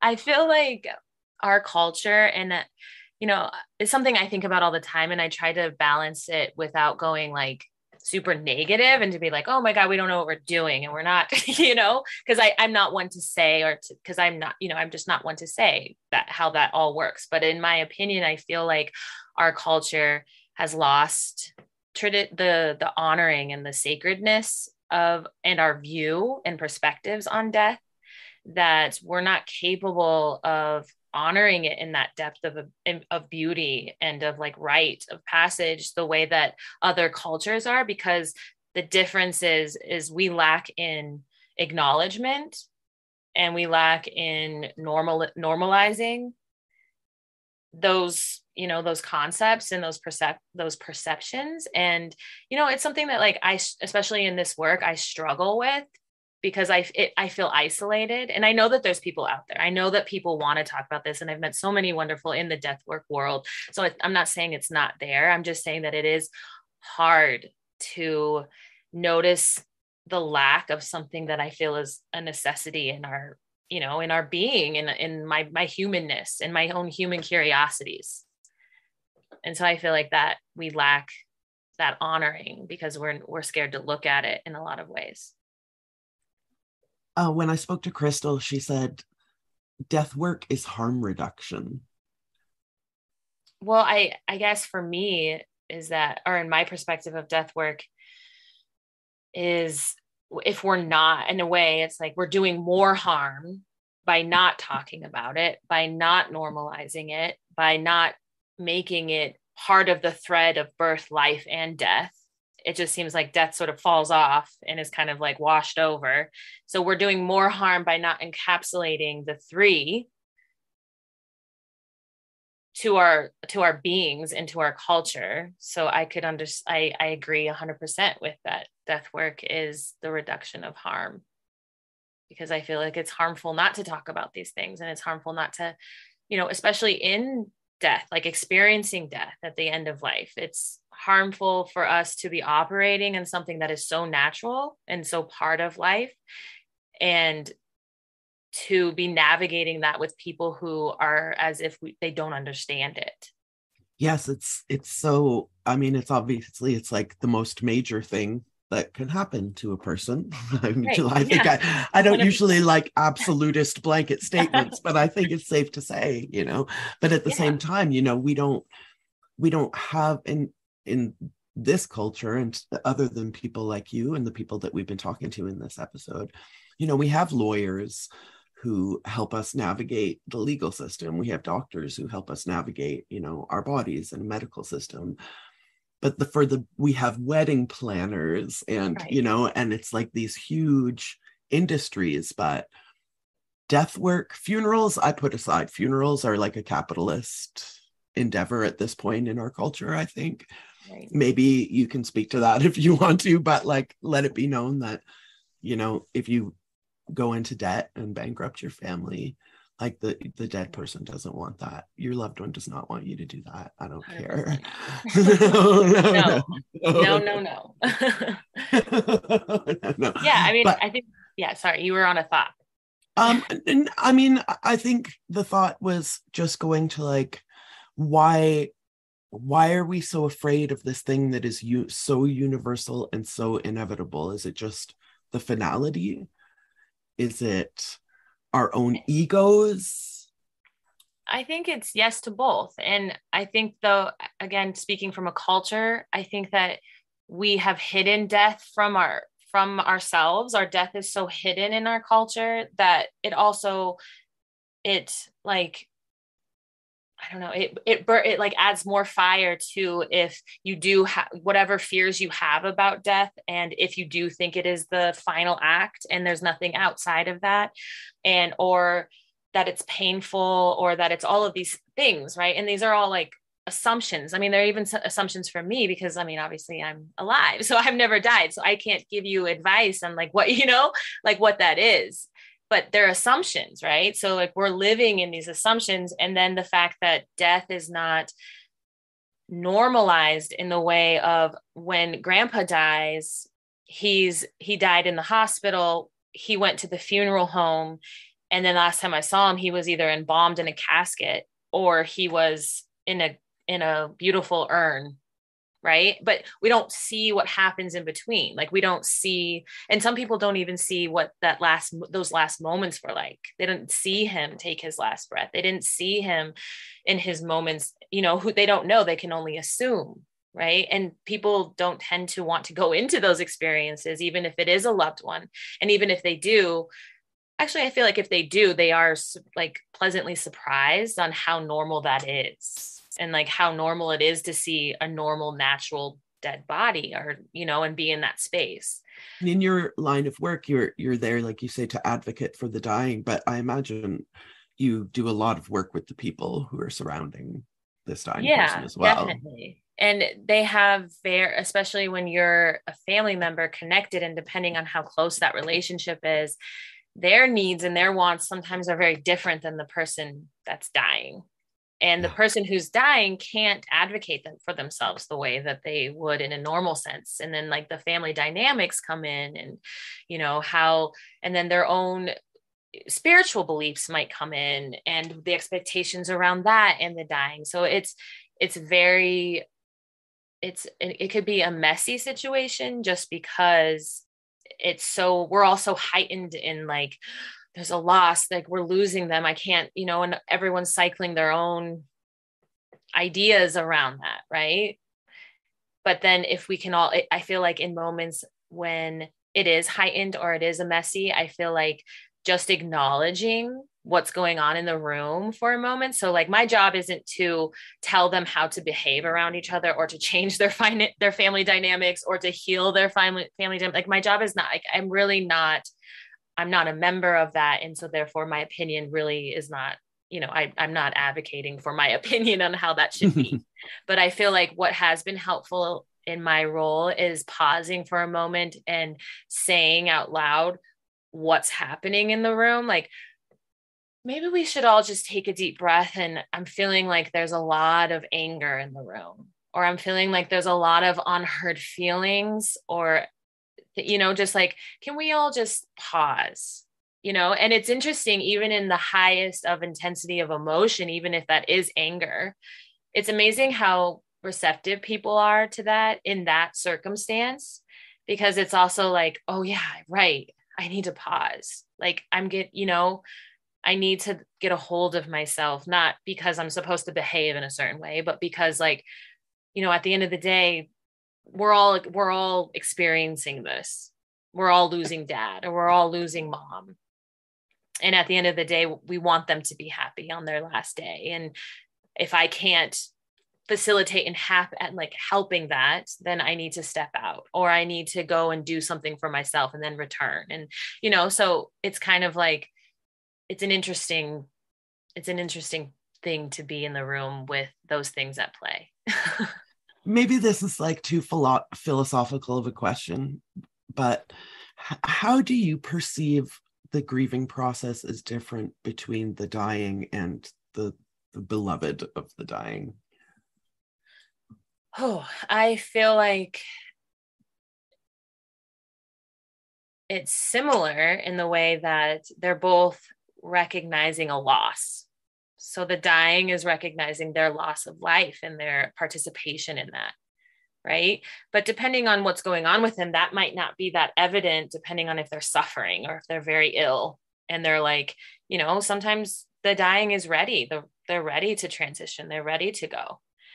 But the family is also grieving over a loss, but depending on what's been talked about and what's been planned and how everyone is feeling about whatever journey that is for their family and how much that's been, I guess, negotiated and talked about even throughout their lives or even in that moment, the grief is sometimes a lot of, this is my fault, carrying the burden of, this is my fault. I didn't do this good enough. Or if he would have just stopped smoking at this time and I wouldn't have I'm just giving examples, but, like taking on the process of their dying to themselves, because it's so hard to feel that rawness of, my person is dying, this person that means so much to me. I'm not, I can't imagine what that is. I don't like this unknown. So I think their grief is tenfold in a lot of ways, the people that are left behind, because the dying is going to transition, and the body, believe it or not, knows how to die. And if it's their time, they're going to do that, regardless if somebody's holding them here as long as if they're like, no, he's going to get better. If it's their time, our bodies know what to do. And so I think that the difference is that the grief of the living is tenfold compared to the person that's dying. When we last spoke, I'm just conjuring the moment. It was such a beautiful moment, because we were talking about the practicality of death and all these different subjects, but it was you who brought us back to this notion that grief is like proportionate to love. How much we loved a person will be proportionate to how much we grieve. So in a sense, like, it is the other side of that coin. And I think the words that you used were, grief is the depth of me. Mm-hmm. So can you say those words and then carry on with several more sentences? Yeah. So grief is the absolute depth of me. Like, I have not sensed my full self and my fullness in life until I found how deeply I can grieve. And then I meet it on the other side of coming out of my grief, maybe at times, and recognizing in a different aspect, maybe in relation to someone that I've lost or whatever that is that I'm grieving, the amount of love and the capacity that has filled my life. And it's almost like they're working together. Like they're very different things, but they're one and the same, as far as, I loved this thing and this thing. I loved it so much, and I was so open to that love that I encapsulated it. I let it take me. I let it take over me, because it was almost like it wasn't a choice, because you just, because that's what love is. It's like, it's an ability that we have, that we connect with, that connects us with so many different things. And when you're just not always cognizant of how open you are to it, right? And then you lose something that gave you that experience in life. And then all of a sudden you realize, wow, I loved that thing with just so much fullness. And now I don't have a connection to it. That makes me profoundly sad. That makes me hurt physically. That makes my heart hurt. That makes my being hurt. That makes me function differently. So it's intense and it's hard. And but I think also it's part of us. It's part of life. It's part of our ability to connect. And I think that if I would choose grief or connection, I would choose connection. Even if it comes with grief. If it comes with grief, then I accept, because I think that connecting is healing and wonderful, and also I think it's part of our genetic makeup. Like, at me, living, breathing human being means that I want to connect with people. And so I love that you said love is an ability. Yeah, I think so. And not one that you choose all the time. It's not like, oh, I'm going to love, like I'm going to, I'm going to love this person. Or it's like, you only realize how open you are to it when you recognize it, right? And you don't have to lose someone to recognize it. And you shouldn't wait till you lose someone to recognize it, but you do definitely recognize it at the time of loss. And that looks so different for everyone. And it's a process, and it's not, all right, you've grieved for a year, get over it, or, it's no longer, you need to move on. And it's like, no, like I lost my dad 6 years ago. And there's times when I feel nothing. And I want to feel something. And I'm like, why am I feeling something? Do I not miss him? Am I not grieving? Like it's like this weird thing, but then there'll be something super random and it'll send me to pieces. And I will be like, I do miss you. I'm like, there's something in me that I don't get to explore anymore because you're no longer in my life, because you're no longer a physical presence. Right. And then going back to ancestor altars, I feel like that's the importance of my ancestor altar, is that I can feed that relationship, that non-physical relationship, and now that spiritual relationship that I have, because I believe that exists. And I believe that even though my loved ones are no longer physically with me, I can feel them so big and so much around me at certain times of my life. Yeah. Like Loretta says, we're never alone. Yeah. I loved that. I loved what she said. Yeah. Yeah. It's always good to see Loretta. She's like a force of nature. Absolutely. And it was she who introduced us to you. Yeah, so I know. And I'm so we're grateful. doubly grateful and triply grateful to her and her wonders. Thank you so much, Carla. It's always a joy to see you. I'm sure our listeners will want to follow you, learn more about you, support you in whatever way they can. So what's the best way for them to find you? Yeah. So my Instagram handle is Carla_Thanadula. Mm-hmm. And also I am available by email at carla@avenerated.death.com. And of course, all of this will be in the show notes. Thank you so much, Carla. I wish you a good death many, many, many, many years in the future. You as well. Thank you. I have the correct pronunciation of your last name now.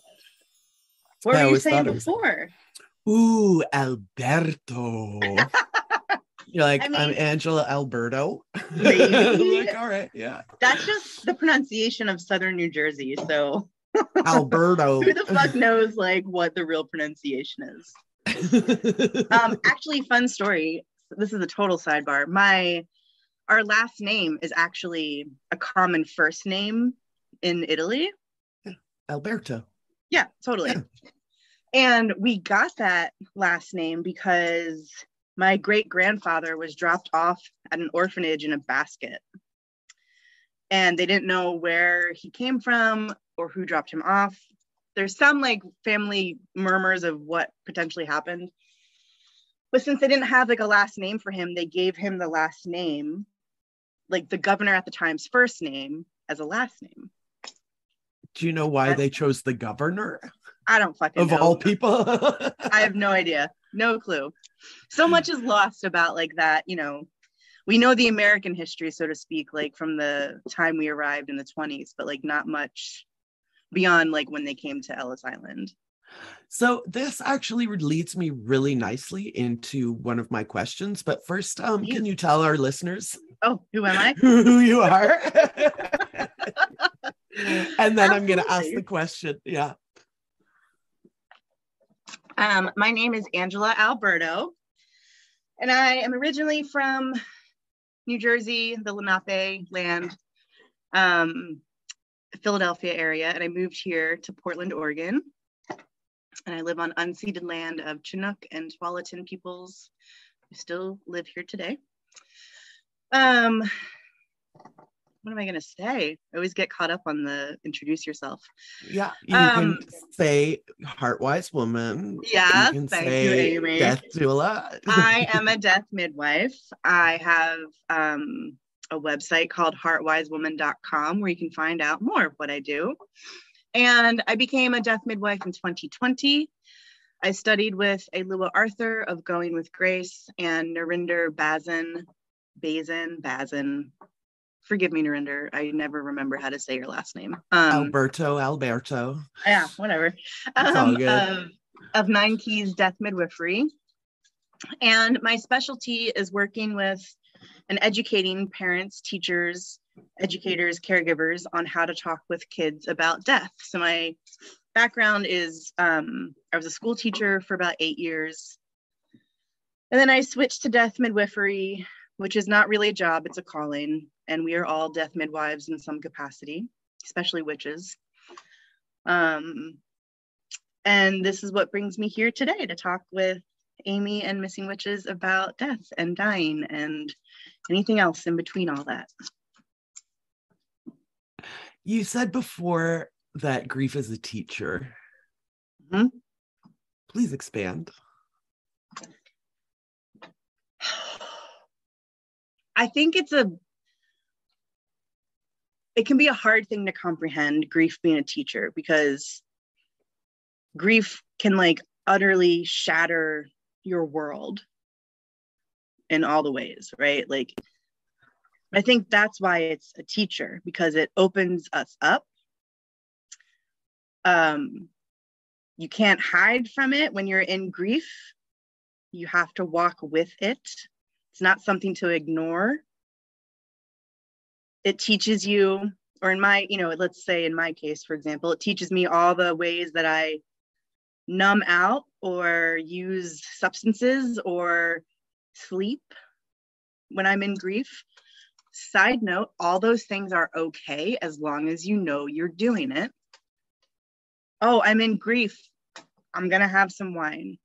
Oh, I have a lot of grief right now. I'm going to eat Cheetos, like whatever, but have awareness of what you're doing. Be safe with your grief, so to speak. I guess when I say be safe, like if you know you're an alcoholic, do your best to not drink.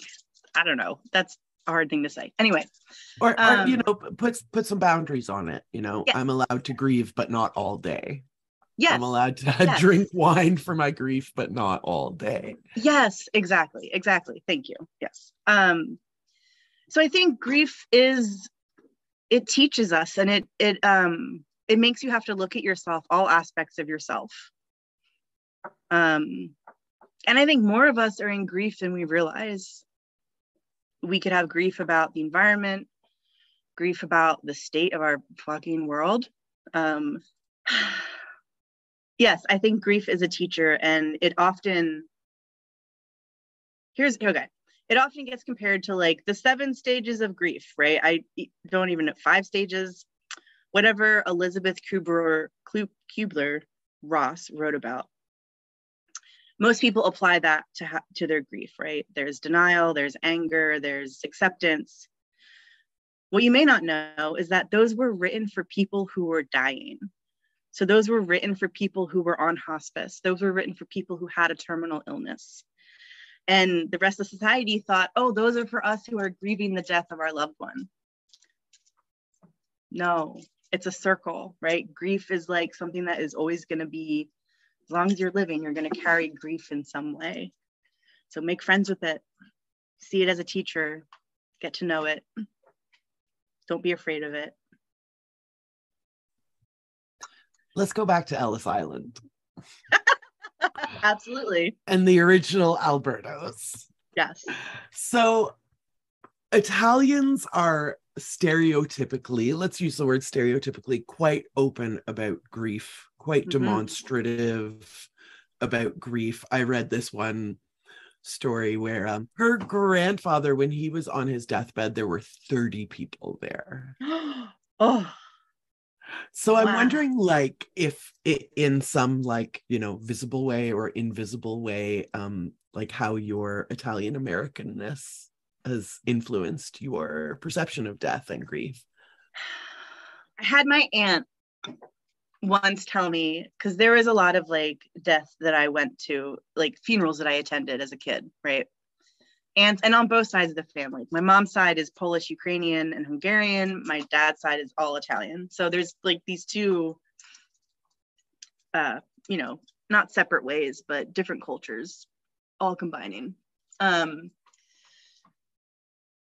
My aunt, when I was young, I remember her telling my sister and I, like, make sure you go home and eat something. And I thought that was really funny. And we were like, well, why? And she's like, because after a funeral, you always have to eat something. And I think that's really a beautiful thing, because there is this grounding that has to happen, and food can be such a grounding thing for ourselves. I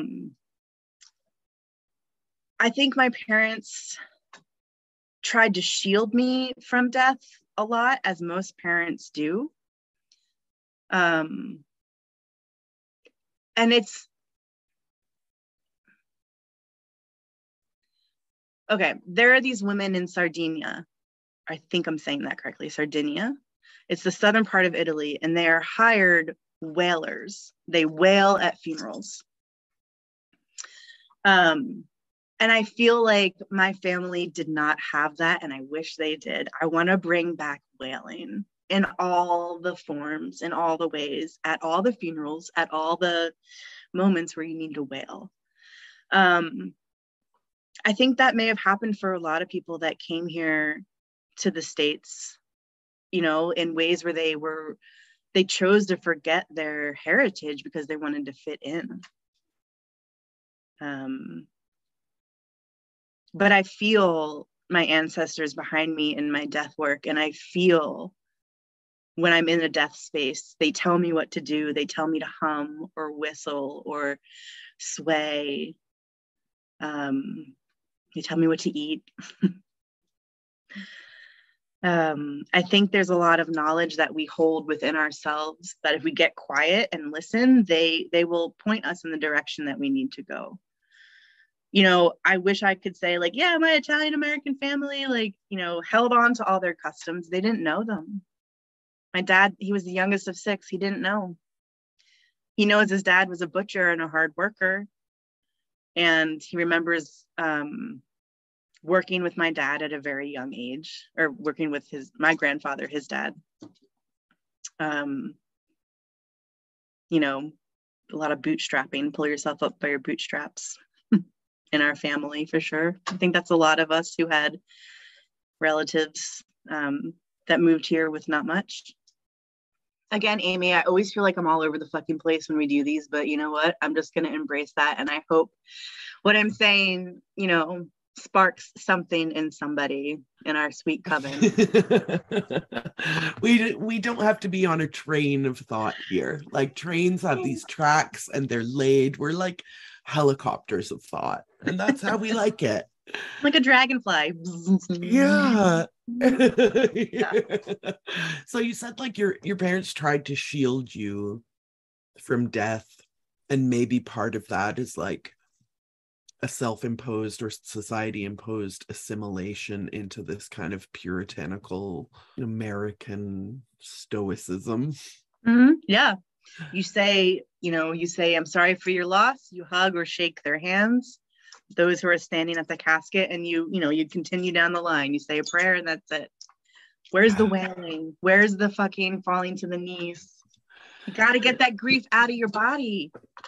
So is this why you went into death work, especially as it relates to children?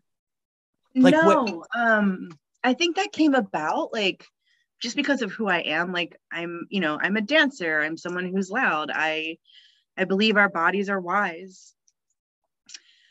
But one of the reasons, it's actually from my mom's side of the family. Her parents died when she was 10 and 12, 2 years apart from one another, in the I guess it was late 1950s, early 1960s. And nobody, like, there weren't fucking therapists. She remembers the nun at school handing her a prayer card that was like a piece of palm that supposedly touched the cross where Jesus died. And just her, the nun, saying, "I'm sorry for your loss," to a fucking 10-year-old. Like, what? It's heartbreaking. So yes, I work with children, and yes, like I have like my education and my papers, my fucking certifications. But it's much deeper than this. It's like being a kid and like seeing how the death of my grandparents affected my mom. Like at times, bless my mother, I adore her. with both of our faults and everything, right? But it was, at times it was like being raised by a teenager, because she was, you know, like, she didn't have certain skills that you learn from parents. And yes, she had her aunt and uncles raise her, and, you know, thank goodness. And she did the best she could. But as I aged, I saw, like, holy fuck, my mom needed way more support. She's still carrying that grief, and it has not been tended to, in my opinion. Now, I'm not my mother. She may say otherwise. But that's, you know, I thought when I got into this work that I'd be like working with people who were like elderly. No, my work is all focused on kids who lose loved ones, whether it's a pet, whether it's a grandparent, a parent. Like, they need support. They're growing. Kids take on all these.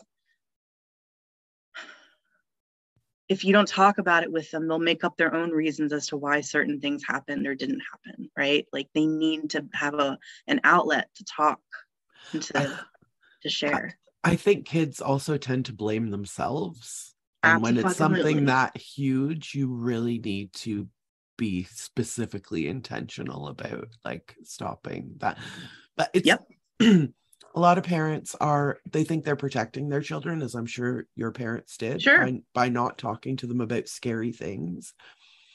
So let's break the cycle right here. How do we talk to kids about death? What are some entry points for terrified parents? Oof. Or other people who have children in their life that they love? Yep. How about that? Absolutely. Well, first, all the kids in the world at this point have lived through COVID, right? So whether you know or not, they have heard death is around them. They have heard that people have died because of COVID, because of sickness. Some of them may not even understand, you know, that COVID is something that typically kids are okay with, right? Like, it affects everybody, but it can affect people with, you know, respiratory problems, et cetera, all that stuff. But let me back up to what your question is. How do caregivers talk to their kiddos in their life about death and dying?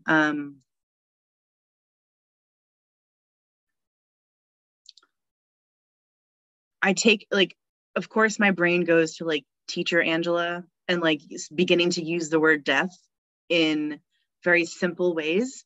The leaves are dying, right? It's fall time. The leaves are dying. And when they die on the ground and they decompose, they're going to nourish the earth again, right? That's a really simple way to use the word death. And it does not mean, like, the death of, like, a dog or, like, someone who's super loved in the family or whatever. So finding ways to work in the word death and dying with your kiddos in simple ways. Start there. If you are experiencing an illness in your family or a loved one does die, let me break this into two parts. If a loved one has already died, allow your child and, like, entertain their questions and let them ask questions. Share your favorite stories about your loved one. Share them 20 times, as many times as the kid asks. Share these stories. Remember your loved ones by talking about them. If someone does have an illness, let's say, and let's say it's cancer, I don't know. But you know that they're on hospice. You can talk with your child about what that looks like, about what hospice is, about what cancer is. You can be honest with them, and you can come up with very age-appropriate ways to say, cancer is an illness you cannot catch. It is something that Uncle David's body produced. And it's something that most likely will make his death happen. And in the meantime, we get to hang out with Uncle David. You might see some, you might see some medical equipment around him. You know, we can discuss what those look like. We can look them up on the internet before we go to their house. He might be tired, but you can still talk to him. You can still love him. You can, you know, normalizing this through conversation. There's a really great place in Portland that I highly, highly recommend called, okay, first off, Coven, hear me say this. I want to fucking work here at this place, and I've applied like 4 times. And for some reason, they just haven't hired me yet. But it's called the Dougie Center, and they're the National Center for Grieving Children and Families. And they have a ton of resources that are free. So like, let's say you have a 13-year-old and the 13-year-old knows somebody who died by suicide. You could go to the Dougie Center and look up resources on can you talk with your kids about this? And it's not like long ass paragraphs. It's like bullet points, to the point, a lot of like really good information that you can kind of keep, you know, in your mind, or keep, you know, wherever, in your bathroom. So you can like talk with your child about these things. I highly recommend checking out the Dougie Center. I love this place. I'm actually going to start volunteering there this winter, but they have a website. Yes, it's Dougie Center, or Dougie, DOUGY.org. We'll put that in the show notes, everybody. Yes, please do. It's a beautiful, and all their offerings are free to the community. So if you live in Portland and you're experiencing a loss, you can just go to the Dougie Center, and like your child gets to play with other children who lost a parent from cancer, like all age, and they're like they're grouped in age, right? So it's like 6 to 9, 9 to 12, you know, so it's like your peers. And that's the most healing things for kids too, especially teenagers, is like being around their peers so they don't feel so lost in all this. Anyway, that was a little side note there. No, that's excuse me, like what an excellent resource. Yep. We'll definitely try to put our attention there, the Dougie Center. Yes. Yeah, and their website has all of this because it's specific, like you say. It's like, how do I contend with this specific situation? And they have advice for that. Yep, absolutely. Do you have any rituals around death that are specific to this time of year? It's so funny, Amy. No, like, it's all, I'm so immersed in death all the time, like all the fucking time. Like, it's just what I think about. And I forget that like people could be unnerved by my, you know, what do you do? I'm a death midwife. And I'm like so cheery about it. They're like, oh, and I'm like, I helped kids through death. Like, you know, they're like, Jesus Christ. Like, so I'm just in it all the time. I know I make an effort like around Halloween, Samhain, to make like a really nice big meal. You know, like I like to cook. I'm a kitchen witch. So I like to make a big meal, and I always feed my ancestors, but I'll like make an effort to like feed. I mean, I do this too. I feed the land spirits. Like I literally like throw food in my yard, like different spots. Like your relatives, like make sure you eat. Yeah. Exactly. But you're doing that all year round. Yeah, I mean, I do it all the time. I guess it just feels different during this time frame because it does feel like the veil is thinner. And maybe that's like some ancient knowledge that like winter's coming and there's a lot of death that happens in the winter, even now. And like of course it happened back when we were, you know, growing our own food and hunting food and whatnot. But the veil feels thinner, so it feels more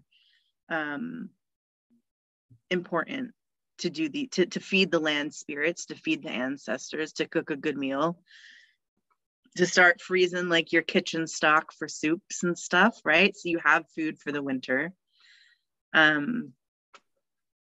Lou, the Death Witch, says, like nothing is mundane. You know, like everything's a ritual. And it's true. It's so very true. Yes. A lot of death midwives, and maybe people who are not death midwives, who don't identify as that, I suggest playing around with creating a space like a small death altar, right? What does that feel like for you? What does it feel like to light a candle for death once a day? Is that scary? Is that nourishing? Is that acknowledgement? You know, it's really can be a beautiful thing to have a daily ritual for death. And I don't mean death like the act of, but I mean like the angels of death, the whatever death is for you, right? For me, it's angels, but that's my take. I went to an event that you hosted that I think you were calling like a living funeral. Yeah. And I was there, but obviously our listeners weren't. So can you give like a very brief rundown of what an event like that looks like and what you hope people get out of it? Mm-hmm. So it was, you attended a virtual living funeral, which is, well, it was virtual. So it was on a computer on Zoom. I think this is in 2020.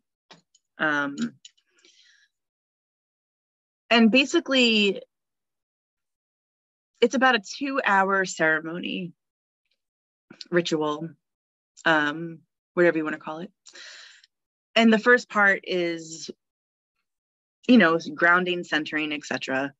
And then you write your last words on a piece of paper. And you're invited to read them out loud.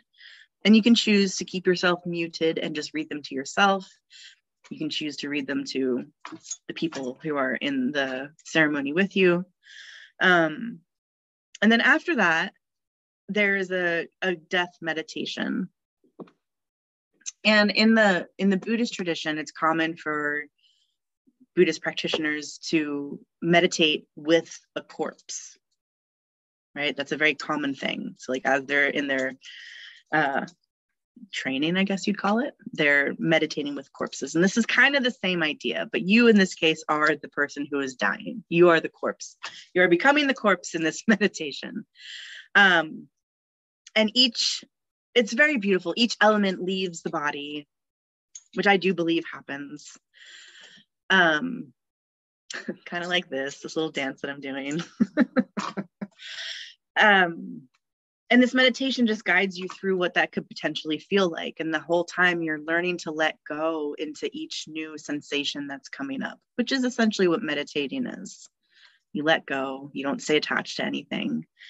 And these virtual living funerals, some of them can be done in person. Like I hosted one for a friend last summer where like we did the whole thing, but we also washed her body as if she was dead, and we were, you know, tending to her as we would someone who is transitioned into the death space. But the idea of this is that you're getting in touch with your mortality. You're getting in touch with the fact that like you could die. And like also anyone who's listening to this is a brave conversation to sit in on. Thank you for being here. This is a brave space. It's not fun to think about our own death, you know, it's not supposed to be fun, but there's freedom in thinking about it. And that's what in my mind, the living funerals do, is they give you that glimpse into like, this is my personal opinion, like none of this fucking matters. Like, you know, like, none of it matters. Like live with love, let go, you know, like the world's going to keep turning after we're gone. It's so beautiful that we have the moments that we do here in this presence, in this time, and like love it hard. Yes. I mean, we're all contending with our own mortality, whether we choose to think about it or not. And I loved the exercise of sort of like writing out your last words. And I want to share that with our listeners, that you can take a minute and consider, like, if I were able, you know, if I had a situation where I am able to choose and articulate my last words, like what would they be?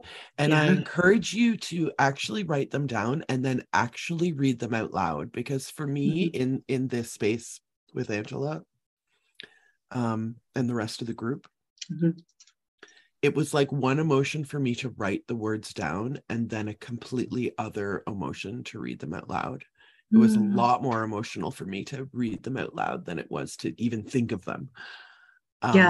So I would encourage all of you to try that if you're thinking about mortality, if you want to maybe get a little more comfortable with even the notion of mortality and death in general. Think about what your last words might be, and then say them. Because that, I mean, you're setting yourself up for a good death that way, I think.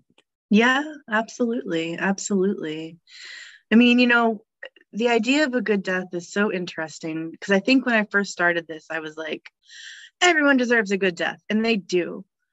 But like, the fact of it is that that may not always happen. And like, what can we do to like be okay with that?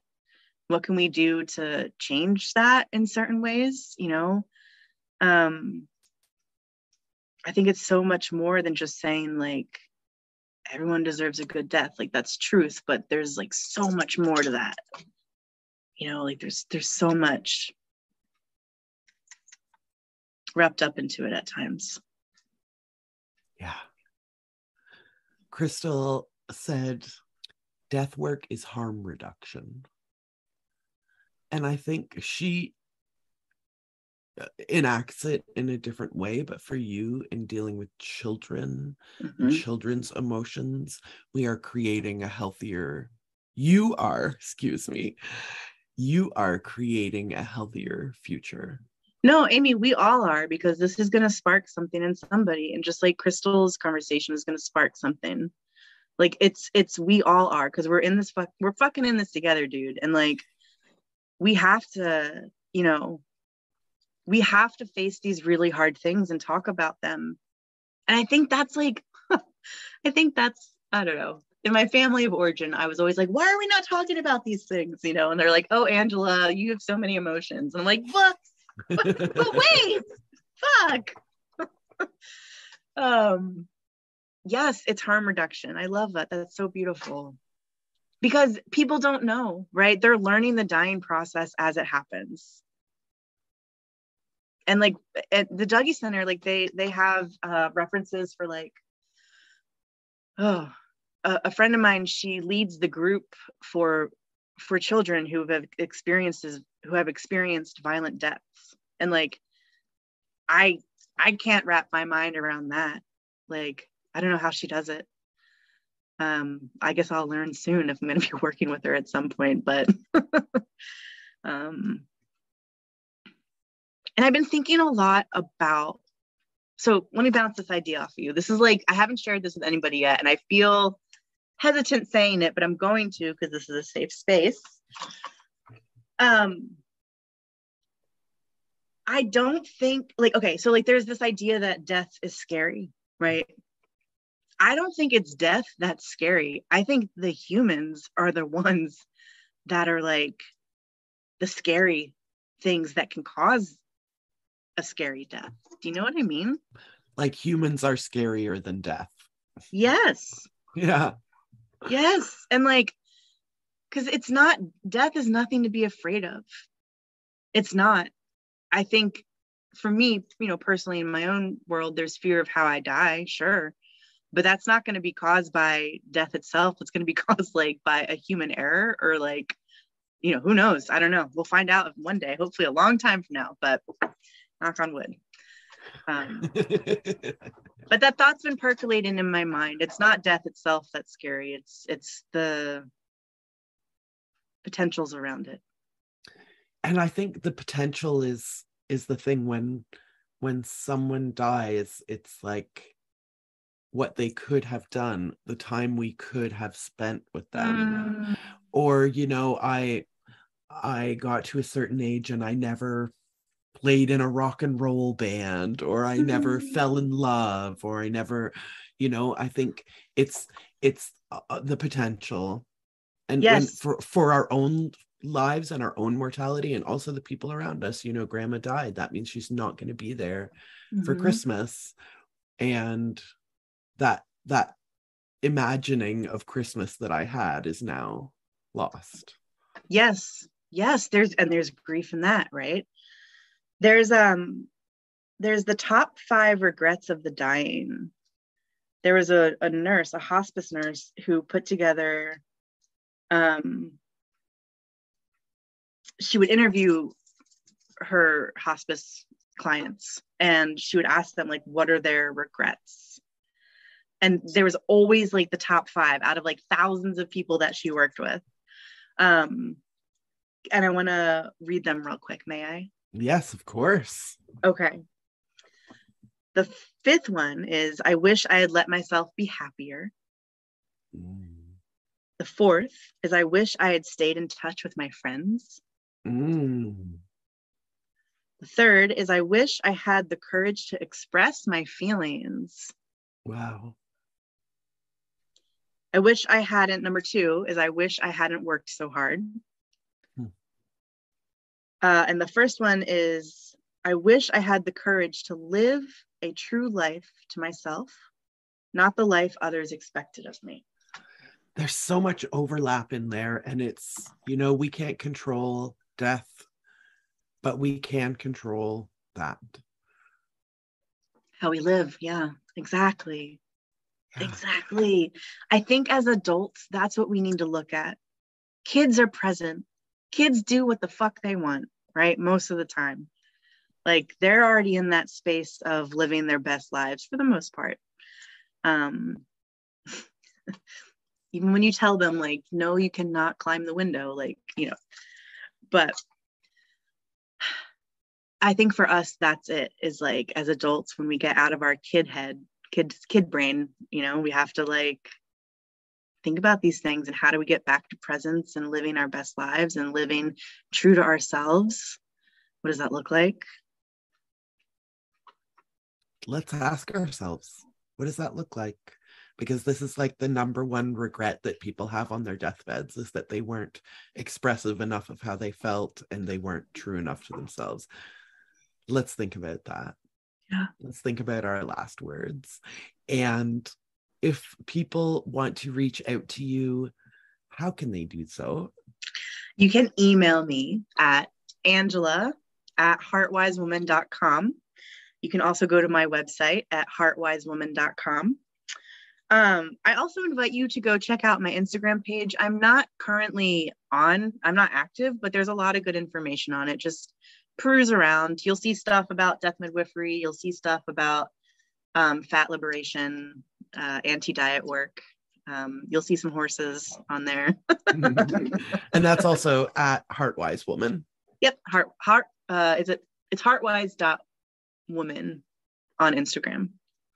Yes. Yeah. And those links will be in the show notes if we mess them up. Yes. No worries. No worries. Thank you so much for returning to sit down with me and be in this warm and safe and brave and accepting space. Yeah. That is of attempted fearlessness around. Yes. Yes. Beautiful, Amy. Thank you. Thank you so much, Angela. Yes, you're so welcome. And we won't say happy Samhain, maybe, but we'll say grateful Samhain. We'll say connected Samhain. We'll say never alone Samhain. We'll say harm reduction Samhain. We will know that grief is the depth of us and that you can't have grief without love. Loving Samhain. I think we hit it. A loving Halloween to you all. Love you guys. Blessed fucking me. Blessed fucking me. You must be a witch. The Missing Witches podcast is created by Risa Dickens and Amy Torok, with insight and support from the Coven at patreon.com/missingwitches. Amy and Risa are the co-authors of Missing Witches, Reclaiming True Histories of Feminist Magic, which is available now wherever you get your books or audiobooks, and of New Moon Magic, 13 anti-capitalist tools for resistance and reenchantment, coming fall 2023.